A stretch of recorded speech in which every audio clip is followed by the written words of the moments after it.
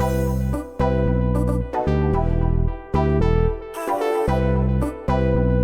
systems nominal.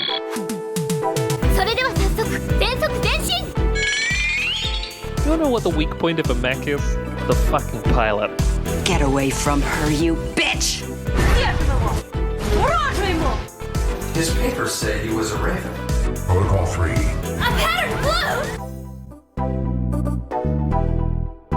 Welcome to On the Shoulders of Giants, a giant robot power hour discussing mechs across media, their stories, and why we love them. I'm Nico, and I'm joined by Alice.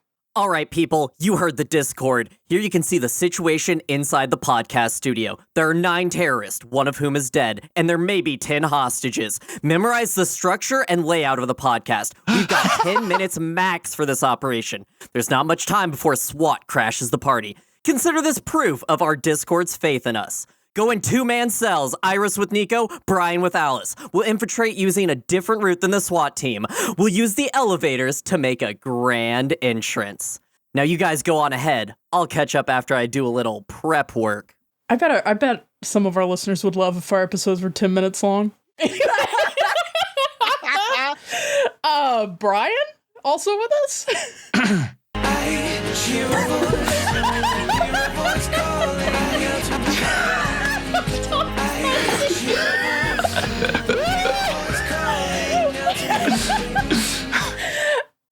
And Iris? Where's the kaboom? Where's the earth-shattering kaboom? And if you couldn't already tell, this time around we're discussing another great reason to board the Down with Sis bus, Ghost in the Shell Standalone Complex, second gig, part 1. Let's launch into it.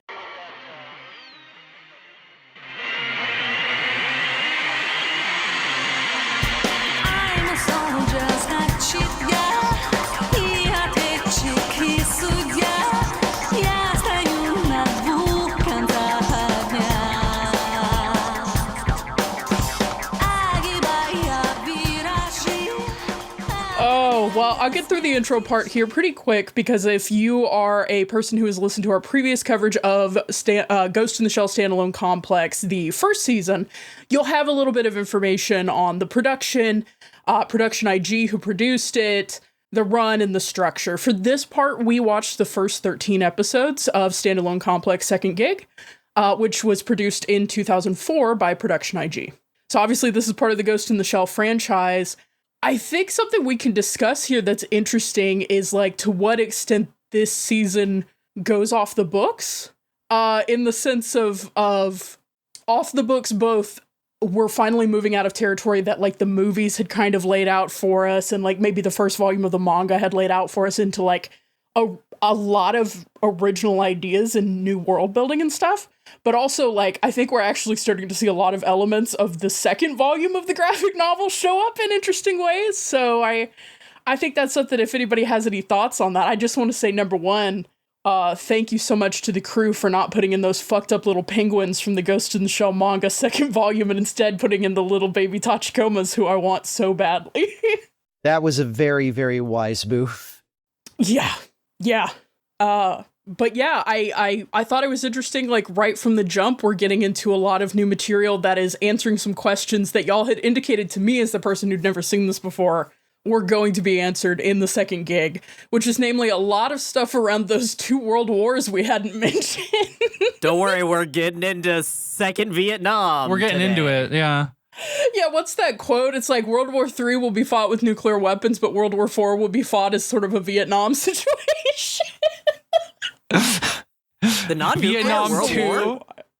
Yeah, Vietnam 2. Vietnam with 2 eyes in the right after the V. No, in Vietnam. Oh my god. No, it's sci-fi, it'd be Vietnam squared. This time it's personal. I will ask y'all, as people who had already seen it, what were you looking forward to in this rewatch? And if it's in the first part, what were you looking forward to me seeing in this watch? Because it's my first time seeing it. I'm gonna go right up and say I was dreading this. And here's why. I've seen this season. I've seen all of Standalone Complex multiple times, because when they played these on Toonami, they would just play all of gig 1 and then gig 2 and then repeat over and over again. And the reason I didn't want us, I was dreading this is because, guys, I don't know if you've looked out at the world lately. I don't really want to deal with allegories to the real world right now. That's actually Especially really when they valid. hit really close to a really specific conflict that I really am just, So, besides that, very excited to see 11 men chop their heads off. Yes. Yeah, for all of those future listeners, how's that going? Hopefully better. Hopefully you can look it back on this segment and laugh like we all did for every podcast that took place during the pandemic. Mhm. Yeah, I'm really hopeful that y'all will not have had a Vietnam 2 or God help us Vietnam 3 situation, which I would call 3-Vietnam. I hope that hasn't that's happened. even better. I hope that hasn't happened for you, but also, yeah, I could see why I'm having this weird phenomena that I know is likely not factually accurate, but it feels like a lot of modern media is not confronting the topics that I keep running into over and over in media that seems to anticipate our present moment. And I know that's bias and it's not true, but also at the same time, it feels like a lot of these topics were on the minds of people creating stuff in older periods that we're going back to in a way that I feel like I'm not seeing as much now and stuff that isn't sidelined as literally just political commentary. Like, this is an anime. This is a popular anime. But Brian, what were you looking forward to in second Yeah, what were gig? you looking forward to, Brian? Yeah, I kind of hate to take that ball and then drop it because I actually want to talk about that in regards to a couple of specific things later on. But I'm sure we'll talk about it later. oh no, I don't think we will. I think this is the podcast that goes for 40 minutes and just kind of talks about titties, right? 10 minutes. SWAT team's coming 10 in. minutes, We've got to as move. we said. We gotta move. And it is going to be 10 minutes of me just talking about how much Togusa gives me gender envy. Anyway. I remember saying at the end of the Laughing Man arc that I don't remember this season as having as much thematically to do with the standalone complex, which is definitely wrong. Like, I was definitely just flat out wrong about that. But I think I thought that because, in my opinion, the standalone episodes of this season are like miles better and more compelling to me than the overall plot ends up being, I think, which is why I kind of had forgotten that it was like such a thing. And actually, I guess I'll just continue that discussion later. What I was excited for Nico to see was naturally the crane folding episode, because every time, Nico is classically a paper crane person. She's been a paper crane person like the whole time I've known her. Nico's currently pulling up multiple jars filled. Nico's just paper piling jars full of paper this cranes. is my paper stock right here. I got a dual opening thing so I can flip it if I want different patterns. Anyway, what's up? I'm normal. I'm so neurotypical. And What's up? I remember thinking, and of course we'll talk about this more later too, but I remember thinking when Nico first started, like the first couple times she was talking about being bored at work and folding paper cranes, I remember thinking, oh yeah, like that one scene where the kid's paralyzed and all he does all day is fold paper cranes from that episode of Ghost in the Shell that makes me fucking cry like a baby every fucking time. And so that's where I'm at with this one. I'm very excited for that episode. All-time episode of television. Just gonna say it off the top. We'll touch on it again, but I'm gonna say it right now. The animation on him one hand folding an origami crane goes so It crazy. goes so I hard. rewatched it like 5 times. That shot justifies the entire existence of Second Gig. I swear to God. It's so good. And honestly, even the shots of like the fuck up folding of the crane and like the shots where he like initially is folding them and they're rough and then as he goes on they just get better and better and better. Like anyway, we will get back They're to it. so But yeah, good. it's so fucking the production. I will say one thing, which feels like the production values on season 1 were good. The production values on this season spike in places that I don't expect in interesting ways. But overall, it seems like there must have been such a positive response to the first season that they like got a cash infusion, because this season, like even more. They got a it's cash just infusion. incredible. And another thing is too, like they, as a show goes on, people like shows teach you how to watch them. Shows, I think, also teach you how to produce them. They've learned where to spend money, and it isn't on scenes where everyone's talking to each other over the internet. Like there are by exchange more scenes of like There's one I remember, I don't know what episode it's in. I remember it's of Aramaki and he's just talking to someone through the web. Fully 45 to 50 second shot and nothing moves. It's just Aramaki sitting there. And I remember watching it, and for the next minute, I was haunted by the constant realization that anime characters don't breathe. And it got really weird for a second there. But yeah, I agree. I think some of the action has been a lot smoother. So I definitely have seen a major escalation. We get some all-time major flipping around for no reason type shit in this. Animation quality compared to that time she did a bunch of flips in front of Togusa, like really huge improvement. That was his work performance review. That's correct. Iris, what were you excited for Nico to see? Oh yeah, sorry. It's fine. I'm not alphabetically first, so I understand. Well, I'm so used to listening to just these two chuckle fucks. Right. Excuse me? Honestly, I'm just excited to, like, I'll say this. I've seen this season multiple times, and I feel like I'm getting more out of it this time than I have in my previous 2 times because I don't know. I feel like the second gig is a lot more dense in a literary way and in a political way than the first season. It's not just, whoa, there's a hacker. That's crazy. And I think when I was a teenager, although, whoa, there is a hacker, and whoa, it is crazy. Just to be clear, this is true, but there's also other things going on. I think that when I was a teenager, I feel like this, other than a few standout episodes, such as The Memory Store, such as Cash Eye, I feel like a lot of it kind of blended together for me with how dense it was. But now that I'm 35 years old, I live in Yucky World, and I'm paying attention to it very closely for a podcast. I'm like, wow, they really, really thought about this. This is like very like, it's like novel dense. It's really fascinating that they got to get away with this with one of the flagship anime franchises of all time. It's really, and during the Iraq War, when a lot of this stuff was also on people's minds. Yeah, it was incredible. I mean, Israel-Palestine was also, like, that's the thing I was going to say earlier, is like, that has, the thing that's scary about this is that same issue is probably in the DNA here because it's been at the forefront for so agonizingly long. No, yeah. And also. Yeah? Yep. Mm-hmm. All right, I'm going to hop into the summary because Alice is notorious for never finishing a thought. I love just sitting there so content is killing me. I love it so much. You're a wretch. How have you been doing this for over 10 years? Anyway. Why do you still fall for it? All right. What happened in this part? Well, 2 years after Section 9 was formally disbanded, reinstated, and then sidelined. And disbanded is such a kind use for what happened in those episodes. They were just gently, they were asked to leave. The security walked them out with their plants in like a filing box and like... Anyway, a new administration has been brought to face a burgeoning refugee crisis, mirroring the May 15th incident in which a group of young assassins was given extremely light sentencing for assassinating the prime minister due to the strength of their convictions.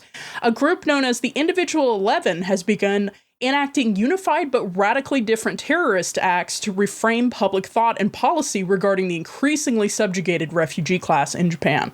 After proving that Section 9 would be an invaluable asset against this building threat, Aramaki and his children attempt to get to the bottom of the philosophy and faces behind the Individual 11, only to find that once again, something extremely suspicious is happening in relation to them and the government. Also, the sexy new prime minister is exuding morally questionable amounts of control over Section 9's daily actions. Suicide bombings are becoming extremely common, and Pat Labor 2 happens somewhere in the middle there. Our current selection of episodes ends with the apparent suicide of all but one of the Individual 11 members on live television, and a haunting standalone episode about Paz, leaving us to sit on the mystery of what the remaining Individual 11 member wants, and what the hell is up with Conehead from Cabinet Intelligence. You can't. And that is the Cabinet Intelligence Service, thus down with sis. Yes. And with that, we'll go to the break. Hey, Nico here in the break. Just popping in to say that while this is a podcast and we'll always do our best to describe the visuals we're commenting on, we'll also include a link in the show notes to the OSG website where you can find all the mechs, scenes, and other images we go over. The show notes and website also have content warnings as appropriate for each episode. One more thing, did you know we have a Ko-fi? We decided it was time to pass the offering plate and see if we could swing some new mics, subsidize some of our hosting fees, and justify watching Scarlett Johansson's Ghost in the Shell to ourselves, which absolutely requires bribery. Check it out at ko-fi.com/OSGpod. That's ko-fi.com/OSGPOD. You can give us a little walking around money with a one-time donation. And hey, whether you can come up with a few bucks or you just stick with sharing and enjoying the show, thank you. It's a real joy to make this and know you're out there listening to it. That's it. Back to the show. All right. Yeah, coming into it, as usual, we've broken this part up into some sections to generally talk about this stuff. The individual 11. Because everyone in this show just drops individual 11 at a speed of about, like, mentioning it 5 times per minute, I'm just gonna drop it in here throughout the episode to remind you that we are talking about the individual 11. Wait, like when we covered Innocence and you just kept reading quotes? Yes. Yes. Yeah, but this time it's much dumber. Ghost in the Shell 2 Innocence edit, where every time someone says a quote, it's just because it's all the same voice actors of them saying individual 11, and the movie's only 45 minutes long. It's that meme of the book, and then like the book if, and it's like this thin. If you're out there, person who made the Johnny Mnemonic edit with the black and white. Do you know the story behind that, actually? That's a tangent. Don't worry about it. Let's keep moving. We can't get into Johnny Mnemonic. I know too much trivia. We gotta keep it under 10 minutes. Join our Discord and talk about Johnny Mnemonic with us, because I also love that movie. Talk about it with me. I will talk about Johnny Mnemonic anytime, anywhere. And that's a threat. Yeah. Forever. Yeah. That is a threat. But as Iris was saying about this season, I think from the jump, you are aware that this is going to be a much denser, like, narrative and political story, because like episode 1, like the first 10 minutes are just people saying paragraphs to each other. Oh yeah. In a way that is so funny. I was listening to it and I'm like, well, this is interesting exposition, but it's also incredibly funny that they're all just like standing around saying exposition to each other. We have got to get to the table stakes so fast. I did have a question I wanted to start this off with right off the bat to know where everyone else is coming at here. Mm-hmm. How many of the 10 essays have you read? Yeah, is your copy a first edition? No, I'm kidding. So the 10 essays are real. Hold on! This is your favorite. Let me just grab my first edition. Are they real? Because I haven't read it. Oh, I had it in this drawer, I swear. They are real. I didn't know they were real. What? Huh? I mean, I'm not shocked considering the lineage of Ghost in the Shell that loves quoting real philosophy and real philosophers, but I mean, it makes sense. There are a lot of gestures to real political movements and real philosophers. In episode 2, when the guy's doing solo karate like the guy in Die Hard 2, and the fucking huge ass poster of Che Guevara is on his wall, I was like... It's subtle. You might not pick it up, including the entire episode that's just a movie. Well, okay. Actually, is it in these episodes that we learn everything about the May 15th thing? Yeah. Or should we let's just get there when we get there and go in order, because I have a whole about that. A whole. Yeah. A whole. Yeah, so how did you hole. structure this one, Nico? Yeah, so part 1 is going to cover episodes 1 through 4, which is a lot of our, as I said, table stakes and ground setting and getting back to a sort of status quo with section 9. There's a very funny thing that happens in this show, which is that they need the Tachikomas back so bad. And so what becomes true is that even if they take your dog to the pound, it still persists. The net is vast and infinite, and we can go back to the lab and we can download all your dogs again. Okay? You never have to let them go, Bato. All of the fucking Tachikomas come back and are now just part of the show again in such a way that and they are the same Tachikomas. They have the same words. There's a very funny callback at one point where Togusa is like going through the like ruins of Tokyo with a Tachikoma that sees a brain in a case, and it's like, oh my god, is this gonna be like that cool brain in the case we found? And these are the exact same Tachikomas. These are the records that were extracted from them when they were sent to the lab. And they've been downloaded into new Tachikoma frames. They're back, baby. Which, I don't know. It was true for Eggbug, and it's true here. If you're marketable enough, you'll never die. It's really true. I mean, I'm happy, but... Here's what I'll say. I like that it's just the 3 from the lab. That's it. And then also 2 more show up, and we never acknowledge it. Well, I think they got them all back. It's just that we're seeing, like, specific ones. So at the end, they're like, oh, we sent... some to the lab and some got scrapped, and then there's the 3. I don't know. The numbers are as many Tachikomas as needed at any given time. Which, like, that stuff, you know, there's it's kind of like a lesser version of what's going on in Metal Gear Solid 4, which is like, this is like whatever, but also so much other shit is going on that like the Tachikomas earn their keep to me in terms of like the episode where they're swinging around and episode 4 actually is specifically the one I'm thinking about. Like they rule, they're back. I like them. I think I'm okay with the hand weaving here because they end up doing a little bit more with them, and I like having their personalities here as comic relief. So yeah, they do serve like a very important narrative purpose in the plot. Like they are kind of the thing that make the way higher amount of hacking scenes more kind of palatable and fun instead of just being a bunch of infographics on a screen, you know? I can't believe y'all don't just enjoy Ishikawa, just straight up Ishikawa. I do. Okay, Ishikawa gets to deck his coworker in this, and I popped. Like, let's go. Yeah. I do love that uncut Ishi content, yeah. I mostly am excited that the Tachikomas are back because, first off, up the top, the new net is better. I love the net in Second Gig so much better. I like how they do it. But the Tachikomas are in it, and they're just bopping around, and it's really cute.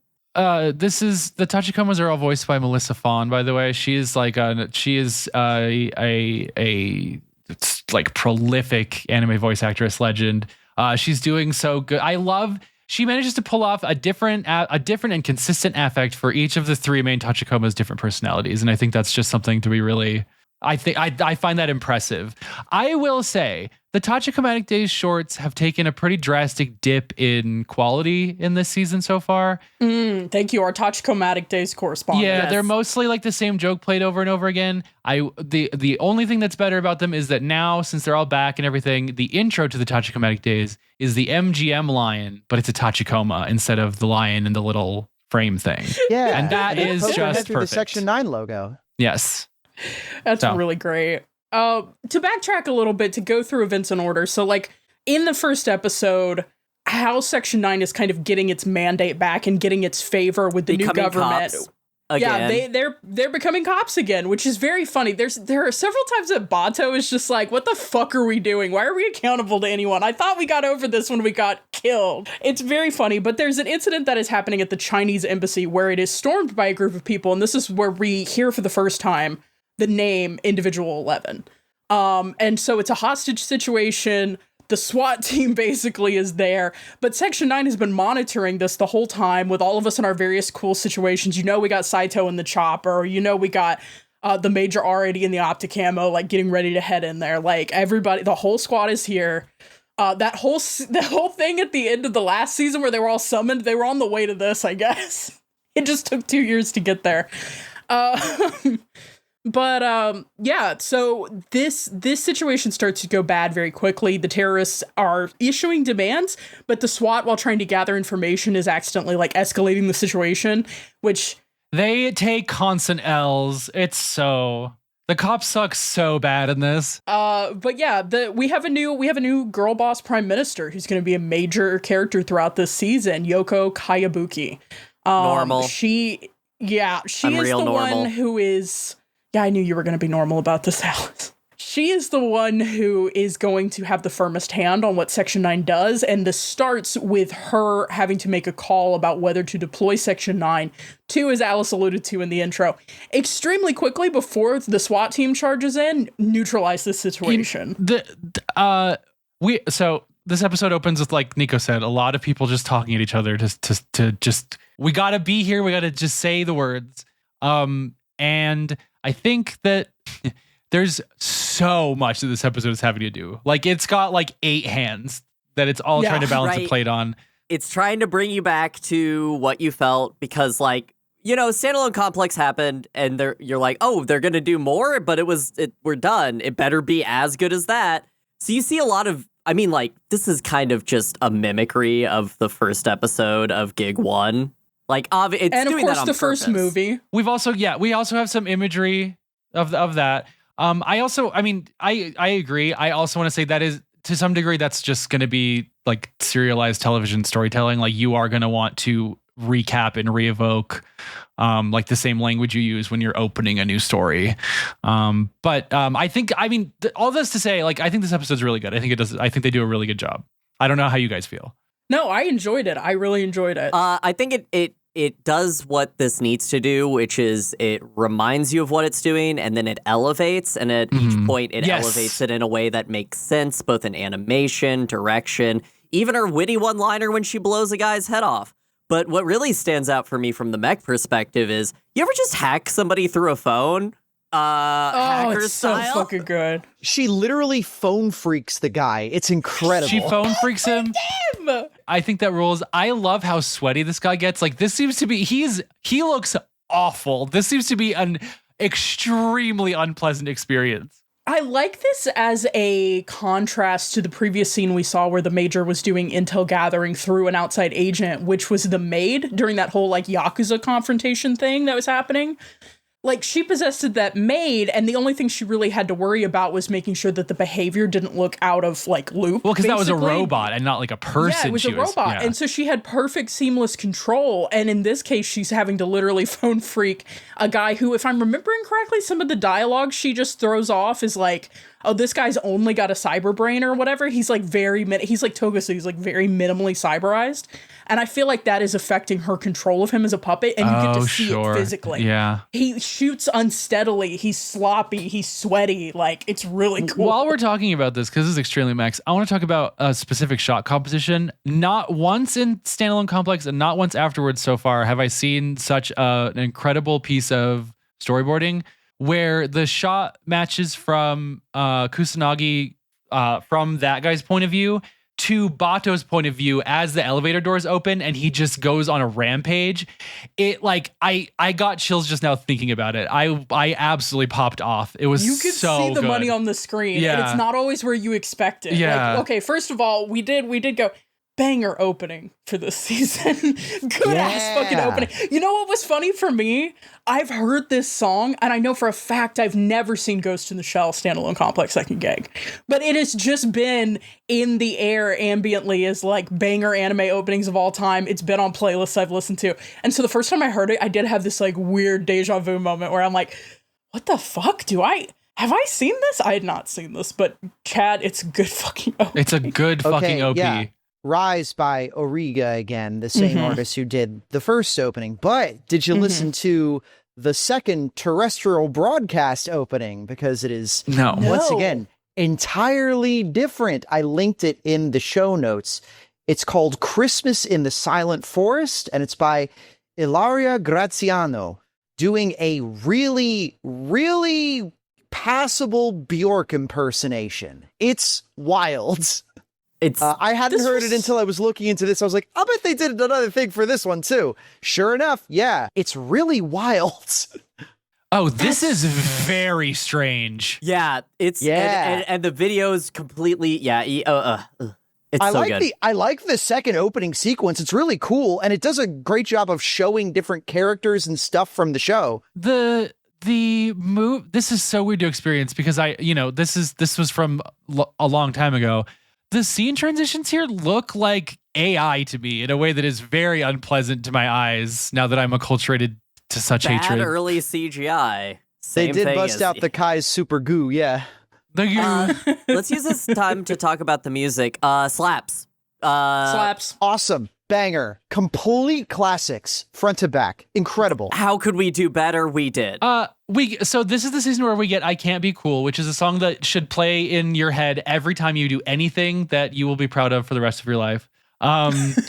And we also get, I don't know, I should have looked this up. I'll be sure to figure it out. Maybe we'll put it in the show notes. But there's a couple times right before a really cool action sequence, there's this absolutely banging guitar song that plays. It is so fucking good. Was it the one playing during the pause fight? Yes. Yes.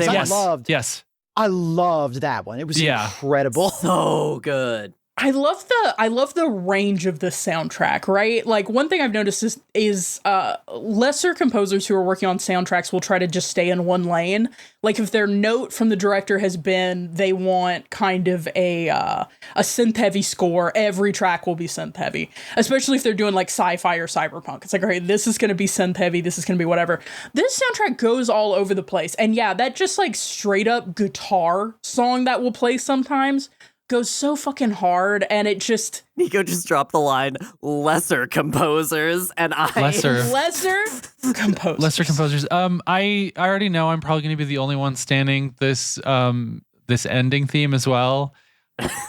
But here's what I'll say. That's why no longer incredible math, which is huge for us. She'll always be incredible math, first of all. It has this funny like bluesy effect to it, or not bluesy. What am I thinking of? I think I'm thinking of the blues. Like, it has like a jazz blues kind of energy to it. That's just really fun. It has a very, forgive me for what I'm about to say. And I think that Steve Conte did a great job with it. And I respect him and the writer Shanti Snyder for this. But I can't listen to this and not think of like, it sounds like this is very specific. It sounds like the ballad song from a 90s animated movie not made by Disney, submitted to the Oscars to compete for best song against a Disney song. It sounds like a Titan AE, like a Quest for Camelot. Alice, do you have any thinly veiled disrespect for us? Do you want to just add it onto the pile here? Or that's so specific but so accurate. I'm a soldier. Alice is nothing there. No insight from Alice. That's okay. I just think okay. Nico, actually, I want to air this out right now. Nico, oh my God. You derisively referred to the first Bleach ending song, which is also an English anime song, as just like an obvious point for why you don't like English ending anime songs. And that song is also a fucking banger, and I'm sorry that you're allergic to joy. Anyway. The second ending theme is also worth listening to. It's also by Ilaria Graziano, Somewhere in the Silence, parentheses. She also did I Can't Be Cool, by the way. Yes, and she did I Do, which was the second ending theme for the first season, which then shows up later during the Paper Crane episode. Yes. It's good. There's just good music in this one, y'all. There's just good fucking music. There's Italians. I just really enjoy how much there's Italians in here. There's Italiano? Molto bene. Bellissimo. Okay, let's move. Let's keep going. Moving on to episode 2. So episode 2 irritated the fuck out of me, I'll be honest with you. Whoa, They really said, what if the whole part, like I said this before, but I'll say it again. What if the whole part of Die Hard 2 where the weird terrorist is doing naked karate in his room? Oh my fucking God, do you not know the movie Taxi Driver? No, I don't. Jesus! I've literally never seen it, but I've seen Army of Darkness, so like same thing. Yeah. Same thing. There's a car in that one. There's a car in that one. It's the movie Taxi Driver. Episode 2 is just the movie Taxi Driver. Yeah. More evidence for if you make a reference and it hits for someone, it's gonna hit for them. But if you make a reference and they don't have it, they're just like, damn, this guy's annoying. I love how, once again, the Major has to act like a sex pot to be yearned for so we can tell if a guy's a terrorist or not. And I for one, enjoy her work. Yeah, I was a little aggravated in these early sequence of episodes because this one and I believe the next one is the Cat's Eye spoof. Yes. And you don't like that one either? Come on. No. Let me get to my point. The Major is very sexed up in these two episodes. No, that's true. In this episode, Yeah. she's literally impersonating a sex worker, and in the next one, she's also kind of impersonating a sex worker again. So I have a theory about this. I'm ready. So like we were watching there's a recent TV series that's currently airing, an anime series that did kind of the same thing in miniature called Detectives These Days Are Crazy. And it's about a washed up ex-boy genius detective teaming up with a weird high school girl to solve local crimes. The show is a comedy show, and it isn't really like, there isn't anything really horny going on between the old guy and the high schooler girl, but there is this weird, like, the first gag of the first episode is like, wow, high school girl wants to become my apprentice. Whoa, she's really hot. Wow, that's really weird. An old guy like me shouldn't be seen with a gal like her. And it's like, they have to get all of these horny jokes, like, out of the way in the first 5 minutes, and then it is never touched on for the rest of the episode or in the following episode after that. I feel like it's similar to this, where it's like this season is so dense with geopolitical conflict that they're like, okay, so an important part of Ghost in the Shell is Major Horny, so we got to get that out of the way now. Exactly. That was what I was getting at. Okay. Is that, like, these two episodes initially annoyed me, and then I watched, like, the 13 episodes for the section. I went, oh, they had to get it all in, like, these two episodes because she's busy the rest of it. She's at work. I think the reason that they do this is because, and we see it, this is the most outfit changes the Major gets in any series. She is, I think they took the feedback that she had 2 outfits and it wasn't enough. Look, that's A, that's fair. B, I'm not sure there has to be like a reason they're doing this. This is just, it's it. You know, I will say in episode 2, with the taxi driver stuff that's happening, that just went right over my head. A major thing it's doing is doing more of that exposition. This guy is kind of your prototypical, was involved in, the fallout of World War III and the non-nuclear World War IV. He is in the economy. He is not thriving. He is politically radicalized, but he is in a subsistence job. This is the position of, I think, like the median person in the Major's world right now. Like the most abject person are the refugees that we'll get to. And the most elevated people is like girl boss, like prime minister.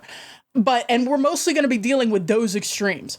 This guy is like the average American voter. It's that kind of like median of like, your life is so fucked in these very specific ways, and your experiences you've recontextualized to suit your needs. Like, one of the things about this guy, so obviously he's projecting desire onto the Major. At one point, he hires a different sex worker to try to, like, ape an experience with the Major. It's a very short scene. But you come to find out, the whole time he's been kind of having these mental monologues. This is the bit that got me, because I've been trapped on a bus with this guy, and it wasn't mental. He was just saying it to me. But it's an interesting thing because he's been talking throughout so much of this episode about the cost of cyberization and like what you lose and like all this. And then come to find out he's cyberized from the waist down. And there's like kind of a your dick don't work joke happening in there. But also come to find out it's not even from military service. It's because he got a sexually transmitted disease and he lost the bottom half of his body, which we've talked about World War III and World War IV. We haven't talked about syphilis too. It's scary.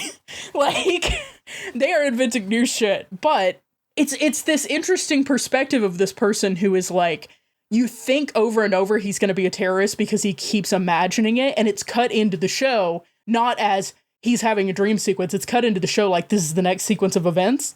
And then come to find out, like, he doesn't have the fortitude to actually carry anything off. But part of the work of Section 9 now is literally doing this investigation of possible threats, domestic threats. Would you say that he's a member of the proletariat who is dangerously detached from reality? I love to hear the Major say the word proletariat.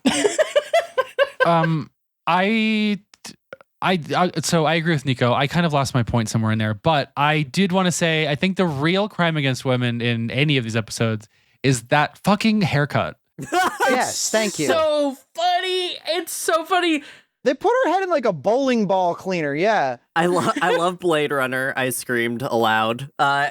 They really said, how do we make her look more artificial to this guy? No flyaways. We're straight cutting your bangs. We're straight cutting your fuck ass bob. It's no longer gonna have your like cool distinctive layering. Can we talk about it now? I do love that at multiple points in this run alone, the Major is in slightly different variations of her regular exact outfit and hair, and no one recognizes her outside of that. It's like it's the funniest fucking thing in the camo. next episode. It must be said. The next episode is comical. It is. For how much- It's really funny. And we can get to it. I just Tachikomatic days. So one of the things I was going to talk about with this guy is that he suffers under this. We actually talked about it a lot in Metal Gear Solid 4. That's like where I remember it coming up a lot. Whereas it's this fantasy or delusion that you can solve all the problems in the world by doing like one singular thing, like one singular act of violence against one singular person. You just got to firebomb a Walmart. This guy really wants to firebomb a Walmart. But the Tachikoma in the short at the end literally have a button to reset the world. That is what it is called. And they fight over hitting it. And I just want to say, we could have watched that literal 40-second clip instead of all of Price of Smiles, and it would have been the same. You wouldn't have gotten Yuki going through her great character arc of being a regent. I just want to say, Tachikomas, if you're out there, can you hit that button? Do I have to like watch Price of Smiles now? I feel like I've been on the show enough. Iris, can we watch Price of Smiles? No. Okay, but we got to watch Star Driver right after that. Okay, I'm in. No, I'm in. Star Driver. We also worth have the agony of Price of Smiles rewatch for the joy of. If we're gonna watch a bad mech show, we got to watch a good bad mech show right after. Hey, Nico, it's high season on Kill James Bond. What are we covering? Yes, it is. Welcome to High Season. We will be covering the episode Saturday night and Sunday morning, Cash Eye, which is a homage to the manga Cat's Eye. This is our cat burglar. This is the Major. There's a scene at this episode that I'm gonna need to dwell on, but we'll get to it. But like the Major is just getting to have a little bit of fun, going undercover and trying to do a vault heist. It's really good. This fucking episode rules so hard. It's everything to me. So sorry to get crude, Go. kids. Can we talk about the pussy mounted data jack here for a sec? Yes, Because I don't know if there's anything more of a gender for me than that. That's incredible. What There's about a pulling lot your here. calling card from your cat suit that you have to zip down from your unbroad chest? I'm There is- so normal. Again, there's a lot of horniness here, but there's an interesting valence to this because they are following around a guy who specifically like has a fetish for full replacement bodies or for robotic sexual companions.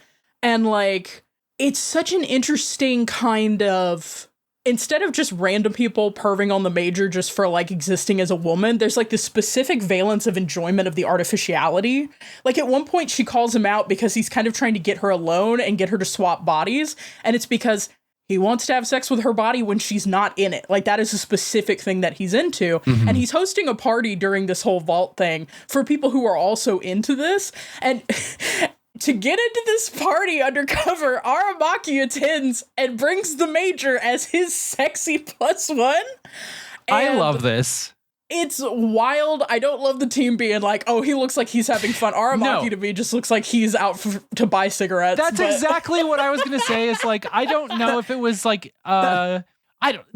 this technical team is, these artists are incredible. If they wanted to draw Aramaki with like some subtle hint of horny pleasure on his face, they would have. He literally looks like he's ordering a sandwich at Subway. Yeah. Like, and they're like, He looks like he he's looks talking to his he dentist. looks like he's having fun. It's like, shut the fuck up, Bato. You're sometimes dudes bro too hard. He's still in a situationship with that wine woman in Yeah. London. Like he is not thinking about the Major. The Major is his like fucking deployable attack dog. He's just like, damn, I should call her, thinking about wine. I do love the implication that now all of the, because he saw some people there that knew him, Yes. and now they think that he has a fetish for mechanical dolls that look like his #1 report. Yeah, there's a lot of like Aramaki is gonna have a lot to like answer to at the ethics board if everyone is ever convened, but it won't be. The Tachikomas are getting blackmail. The Tachikomas snapping a picture of everyone that leaves that party is so insane. It's so good. I love the Tachikomas. I don't know why everyone's so worried. The one Robot Epstein guy said that it was a totally legal private party that people with uncultured tastes wouldn't understand. Robot Epstein. Robot Epstein.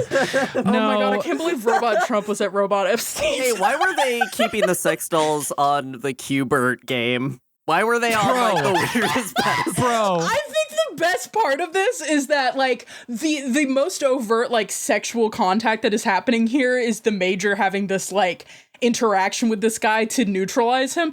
All the other like hot robot chicks are like on literal platforms and pedestals. They're so. I thought this was going to be like an Eyes Wide Shut party, and it looks more like a floor show. Well, they mentioned it at the beginning that it's like, this is to show them off, really. Like, hey, look at the cool doll I can afford. It has this, like, high tactile. And then the back room that he takes her into is like the, hey, if you want to come back here and have sex, we've got the sex room, too. Yeah, it's Jay Leno's car garage. Yeah, It's Jay say, if Leno's you want to emulate this situation, what you do is you contact all of your most broke anime fan friends and tell them, bring your most expensive anime girl figurine to my party, and we're all just gonna put them on the shelves in my living room and sit around and look at them. So, yeah. You too can capture this energy. This one costs $120. Can I bring it? Yes. You have to hold it like my this most the whole time, expensive though. one is BT. Oh my god. I just bring BT. Your BT and my Anyway. big-tittied anime girl right next to each other. I have a little Totoro. I have a Makima. It's not that impressive. I have a Makima. This part is wild. She's awful. My favorite bad lady. Okay, so the strongest part of this episode is its conceit, which is the elevator pitches. Kusanagi is posing as a expert cyber cat burglar to create a pretext under which Section 9 can investigate this dude for doing fraud, right? And I think that just flat out rules so hard. And I think it just does. But the only way they can confirm it, because we're in a digital age and it's so easy to like hide this. is Serial to get numbers. Physical currency that he put in his vault. So all of this is a pretext to get him to unlock it. And Kusanagi just does some wild ass hacking shit with this. That's really cool. She does a bunch of like visual hacking and video spoofing. And there's a whole thing where they bring in two of the secretary robots as a diversion so that they can like, breach. There's like a whole fucking thing. But the funniest part to me is, as we alluded to, this guy has footage of Kusanagi doing all of this shit. And her disguise is she's wearing a cat suit and like, yeah, she's got a liquid death can held in front of her. Yeah, how do we feel about the eye mask she's wearing? Guys, That we're looks like- all trying to figure out who did this.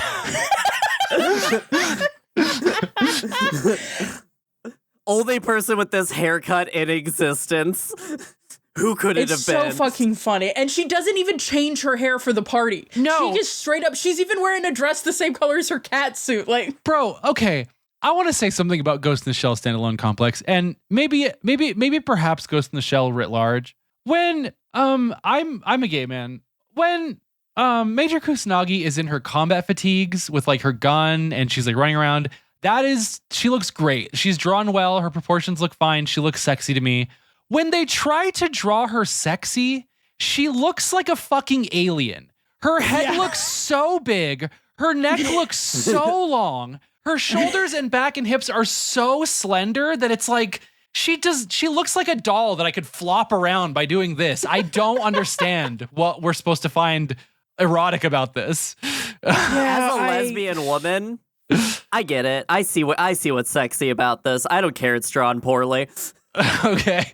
I do agree though that like it's very funny when the Major's like wearing her tack suit and like her short crop jacket, like everything is lovingly vacuum formed to her tits. It's whatever. Lovingly. I can't complain. She kept jeans. It's fine. The Major's Levi's have returned as a mech in this one. Anyway, but she looks good, and like you said, I mean, I do think that there's something more proportional, but when they put her in a dress, when they put her in some different outfits, it's like even when they put her in her like bodysuit in the jeans outfit, sometimes it's like they're trying so hard to make her look sexy that they overdraw her a little bit and they kind of gild the lily in an interesting way, where again, like there are so many like less focused sexy shots where she's just killing it. But regardless, she gets to have her cat burglar moment, and then at the end she gets to have a very funny debrief with Bato at her house, which she has recovered, her beautiful safe house. And she has a projection of a beach, and Bato is wearing a fucking Hawaiian shirt and drinking like a pina colada with her. Bato's so awesome vacay fit. That was in Section 9. And I need a Bato would universal have fit that. like that at all times. Yeah, 100%. also So Bato would stupid, have but that is very hot. I can't explain why. It just is, okay? It just is. There's a competence to that. But yeah, and it's really funny. They're having this debrief. She's like, it was kind of fun being a cat burglar. And what this reminded me of is at the end of any heist movie where the guy heisting like goes and hangs out with a sexy woman. But in this case, it's like Bato is the sexy woman that the Major has brought in. Yeah, he's the arm candy. Yeah, it's so fucking funny. And then the chief is like, can you please go back to work? Get back to work. Individual 11. Individual 11. Two other things on this episode I have to get in for the record. At 10 minutes and 41 seconds, we do have confirmed women in tubes. So that's an OSG women in tubes at 10:41. Okay. Oh, yeah, Confirmed women in tubes. This. We are now tracking women in tubes as they relate to mechs, and they are in here. Thank you so much for tracking that, because it is important. And we also get my favorite Tachikoma line in this run, which is, are these the one they describe as perverts? Yes. The Tachikoma, the Tachikomatic Days short is the Tachikomas doing a calisthenics routine that is it is modeled. They're like shaking their pods and talking about the Major's butt is basically what that boils down to. It's like very strange, but also kind of funny. I don't know. Wait, I do want one more thing. Tachikoma's discovering sexuality, but in the weirdest way possible. I want to get this one out of the way because this is the best episode that shows it, which is the secretary robots are finally at the forefront in this series. They're having full conversations. They are no longer in the dark basement. And in this episode, they are arm candy for two of our guys as they go in and are sent in to distract the guards. I just really like that for them. They are, and they got their fingers back too, which we'll see later. The fingers are back, guys. We get to see the fingies. Yeah. I do think it's interesting, them being forefronted in a way in this season made me think a lot about, because they're presented as sort of the general multi-purpose model. Like, if you just need an android to do something for you, you get one of these. She's got brown hair. She has a kind of a blank expression. She's Aerith. But because they have her in the Navy. When we get to the next episode, well, that's what I'm saying. You see her all over the place. There are a bunch of them all over the place. And it was interesting to me because it reminded me of conversations that were attempted to be had and that I think have mostly been forgotten about, like, why all of the personal assistants on phones have a feminine voice and a feminine identity. And, like, it's really interesting to me that, like, I don't think the show necessarily is interested in interrogating why all of the most basic workaday useful tool robots are just like these bland women who you can ignore or focus on as you choose. But I did think it was interesting, and I think it represents a tendency in society to be like, well, if we're going to have a useful tool that is a helpmeet to you, it's probably going to be a woman. In an interesting way here. And I think that also kind of helps exaggerate some of the stuff that Major gets and into, she's a character that's been drawn, or that device has been drawn the same way in like every iteration of Ghost in the Shell. Like, this is the exact same character. It's interesting here. I feel like we're seeing more of that model in different, like Alice was saying, like in the Navy, in different places. So I think it's a military model specifically, if I have my lore right. I'm not sure, but yeah, you're definitely seeing more of them. Yeah, I mean, either way, my point was like we see one of in the Ghost in the Shell manga, like one of the first chapters, we see one of these bots get shot, and one of the lines they say about them is like something about pitying them because they don't have a ghost, and like that line has just really echoed with like really just kind of come back to me every time I see one of these, like throughout the whole run of the franchise. Like the manga, we're going to talk about the manga probably, I suspect a little bit more later on.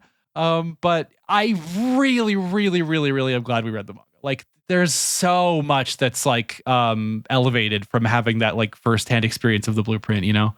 Moving on to the next episode, Natural Enemy. This is the funny one where the helicopters go on strike. This is Pat Labor 2. This episode, whoa, it's so This good. episode rips, and it also has the coolest fight, and we all know why.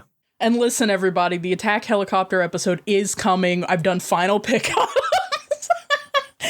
Ideally, that episode drops before this one, so me still talking about getting that episode out the door is like even worse. But yeah, no, there's a live fire exercise that's happening in a refugee zone because fuck them kids, refugee kids, brackets. And they've got their helicopters out there. They've got pilots in charge of them. And what we see is a pilot who's piloting it seems to be having like some kind of health issue. And it seems at first like he's just like really excited because what they're doing is helicopters versus tanks. These are anti-tank helicopters specifically. And there's a very funny line one of the Tachikomas says later where they're like, I guess these are our natural enemy, which is very funny. This episode is called Natural Enemy. And they asked to go home sick. They all try to beg off of doing this fight with a stomach ache.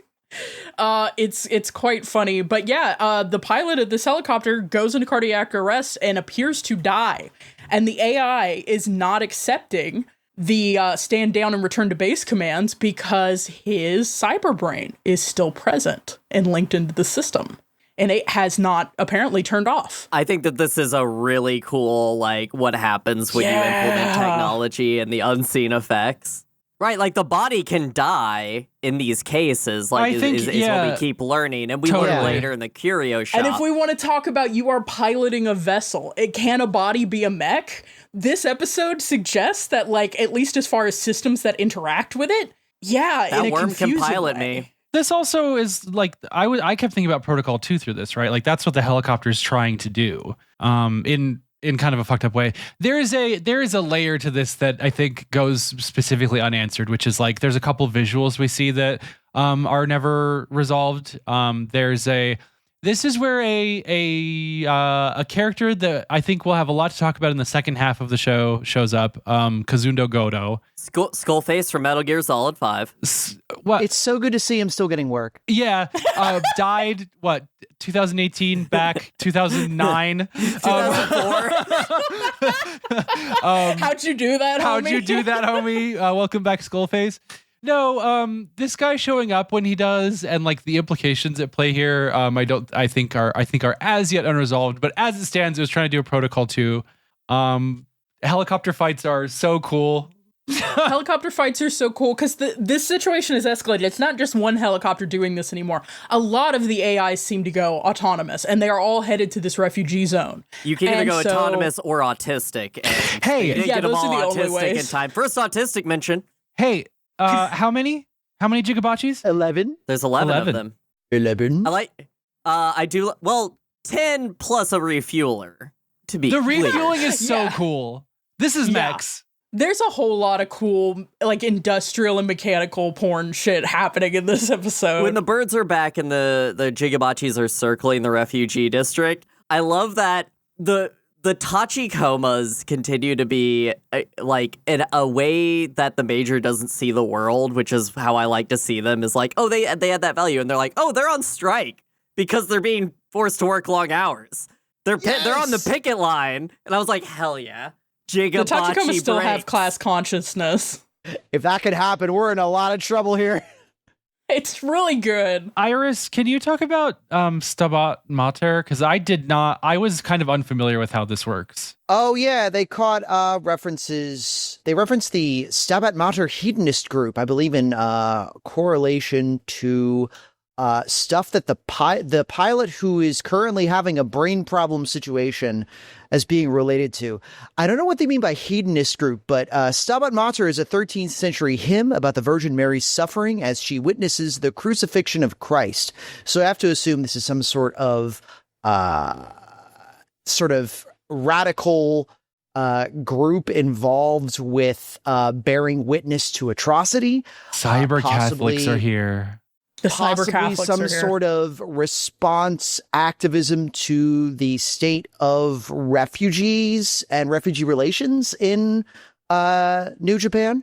I will say the politics of the individual 11 in this show are deeply muddled in a way that does remind me of 2004 and like having to try to unmuddle it in the sense of like, I think in earlier parts of the show, there was a little bit more awareness of there being splinter groups that were specifically anarchist or specifically anti-cyberization or specifically, we're now at a point with the individual 11 or like specifically with the Laughing Man. His motive was specifically focused on this pharmaceutical industry crime that had happened. There are a lot of people with very specific causes.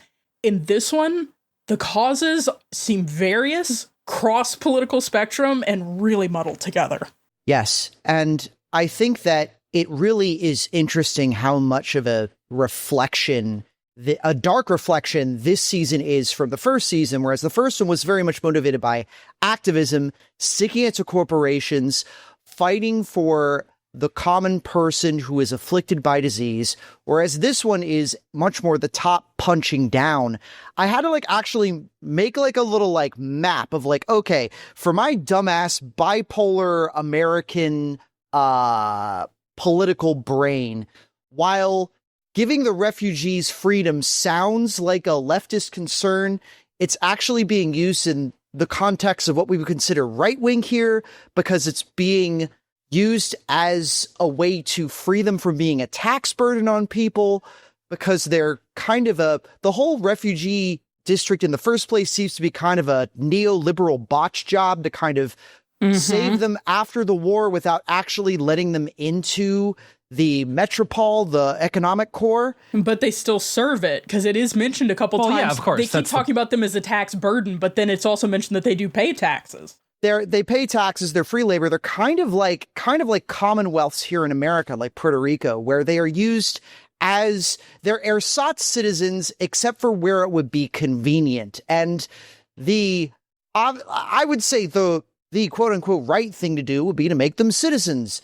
But how would you go about doing that sort of large scale naturalization procedure? You would first have to start with decriminalizing them and obviously getting them out of these squalid camps and stuff. Whereas individual 11 really just want to foment as much conflict as possible to create this situation where the refugees want to split off and everyone who is not a refugee sees them as a threat. They want to make it a conflict instead of having them work together. I had to the fact that I am able to comprehend this now is I feel like I can only do this now because I'm 35 and incredibly plugged into the news now. Yeah. Let's talk about it. Cause to look into what's really going on here, right? There's a lot of, I think between the translation, it may depend on if you watch sub or dub, just in terms of a cadence thing. There's the mediation of the translation apparatus going on here, and there's also just the fact that there's just not a lot of screen time in an episode like that. Like Nico said, and actually this is the thing with Ghost in the Shell throughout, just because it has always been so dense, is there's just a lot of dialogue, and it's very, very it can wrap in on itself in a lot of ways. The inciting incident that is referred to in the fake essay that's in this, the May 15th thing, that's a thing that actually happened. That was a group of ultra-nationalist Japanese youths that assassinated the prime minister, and then the rise of ultra-nationalism in Japan allowed them to get a very specific type of cultural elevation and response, and so the courts were pressured to give them very light sentencing. So what's happening here is there's a rhetoric being folded into the artifice of the thing itself that can be mistaken for the individual 11 are quote unquote pro refugee and want to see the refugees getting more rights or whatever. That is not what they are. They are an ultra nationalist kill squad who is attempting to sever what they view as a gangrenous limb of the Japanese economy, which is something that I think is really interesting to keep in mind when you consider what kind of targets the suicide bombings have had. And there's a conversation we have in episode 12 that's just where everyone's in a truck just being like, this is how I'm a reactionary right winger who actually got his hands on a weapon. Like, Yeah. It's very funny. The terrorist dick waving conversation. Yes. I'm going to play my hand because those who listened earlier when I said those essays are real are probably still screaming. So, Yes. those Yes, essays please. are real, parentheses, notation needed. So, Patrick Sylvester doesn't exist. That's not a real person. However, he is modeled off of a man named Yukio Mishima.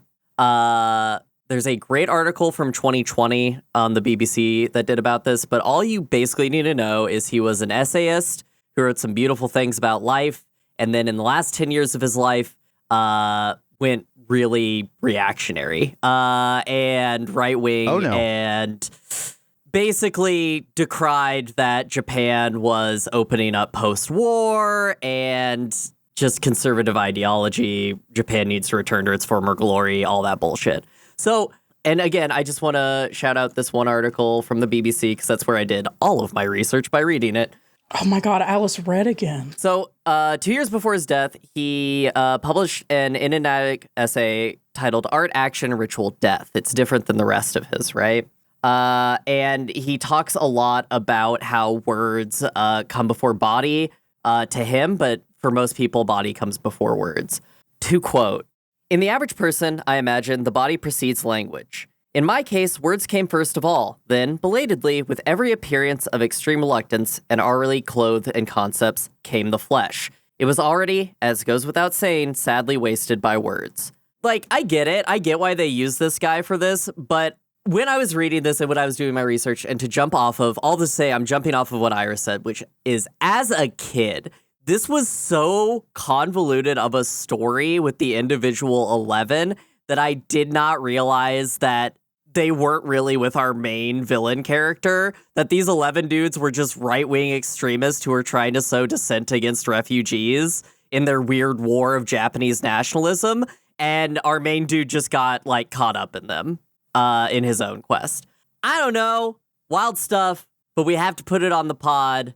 That's it. No, I mean, Yeah. like, this is a lot of the stuff we are interested in on this podcast is like, we love Mechs, but everyone who's listened to it since Pat Labor 2, so it's like, I think that was episode 2, welcome to it, has been aware that, like, we are a left-leaning podcast in the American sense of that term, and I think in a more global sense, too, just because of some of the studies, some of us have done, I think we have some perspective, which is good for us to have about how international leftism kind of operates.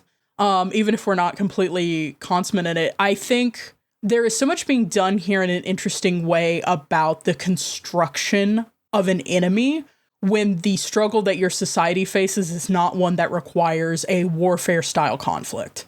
Like the crisis affecting Japan in this setting seems to be who is human. And that is attached to everything to do with cyberization. It's attached to refugees. It's also specifically, and we'll see this later, attached to the cyberization level and maintenance of refugees. And like, that is the societal question that needs to be figured out, which should be probably figured out in like scholarly discussions, public forums, discussions with legislature, like serious legislative work around rights. You want to talk about like UN committees on human rights and stuff. That is, the talking is what needs to happen. But when you do a lot of talking, you have to start interrogating other stuff. None of this is so isolated that you can safely talk about how we treat refugees without having to engage with how we treat people in society. And if you are a right-winger, if you're an ultranationalist, if you are invested on an identity level in your country being great, having those conversations is vastly inferior to going back to war. And it's like, if you don't have an enemy that you can go to war with, store-bought is fine, or homemade is fine in this Homemade, case, yeah, make one up. I mean, yeah. Oh, yeah. That's all cool, but what if Tachikomas jumped around rooftops and then the Major did the sexiest thing I've ever seen on screen? Fucking cool. The Major is going to be doing a lot of extremely cool flipping in this run of episodes. So they have to take down this helicopter. The moment where the Tachikoma has anchored to the helicopter with one of its ropes of web, and it gets shot to hell, but the major is in its backpack, in its pod. And so she climbs out and wraps her arm around this cable and tries to like 1v1 a helicopter to line up a sniper shot for Saito. Hey kids, have you seen The Matrix? Is anime good? Anime might be cool. Anime's Hold good. on, is anime good? It's sick. Yeah, it's so good. Saito also just whips ass in this. Saito, we mentioned Saito's slutty outfit from the last season. He is in that outfit almost 24/7 in this season. He's breasting Good for boobly. him. Yeah. Yeah. I love this for Love him. that he's like using the Tachikoma to be on the side of a tower, and the Tachikoma has his optic camo on, and he is just popped out of the hatch slightly, sniping from it. Wildly cool mech stuff. Yes. There is also blink and you miss it. There's a shot of Bato doing that, but it's just his eyes coming up out of the little hatch. It is amazing. We get a lot of good peeking. He peeking. Yeah. We get some Tachikoma peeking. He peeking peep. That's so good. Oh. But yeah, moving on to episode 5, and we've talked about this a little bit, but yeah, I mean, a major cornerstone of this run of episodes is the refugee special action policy.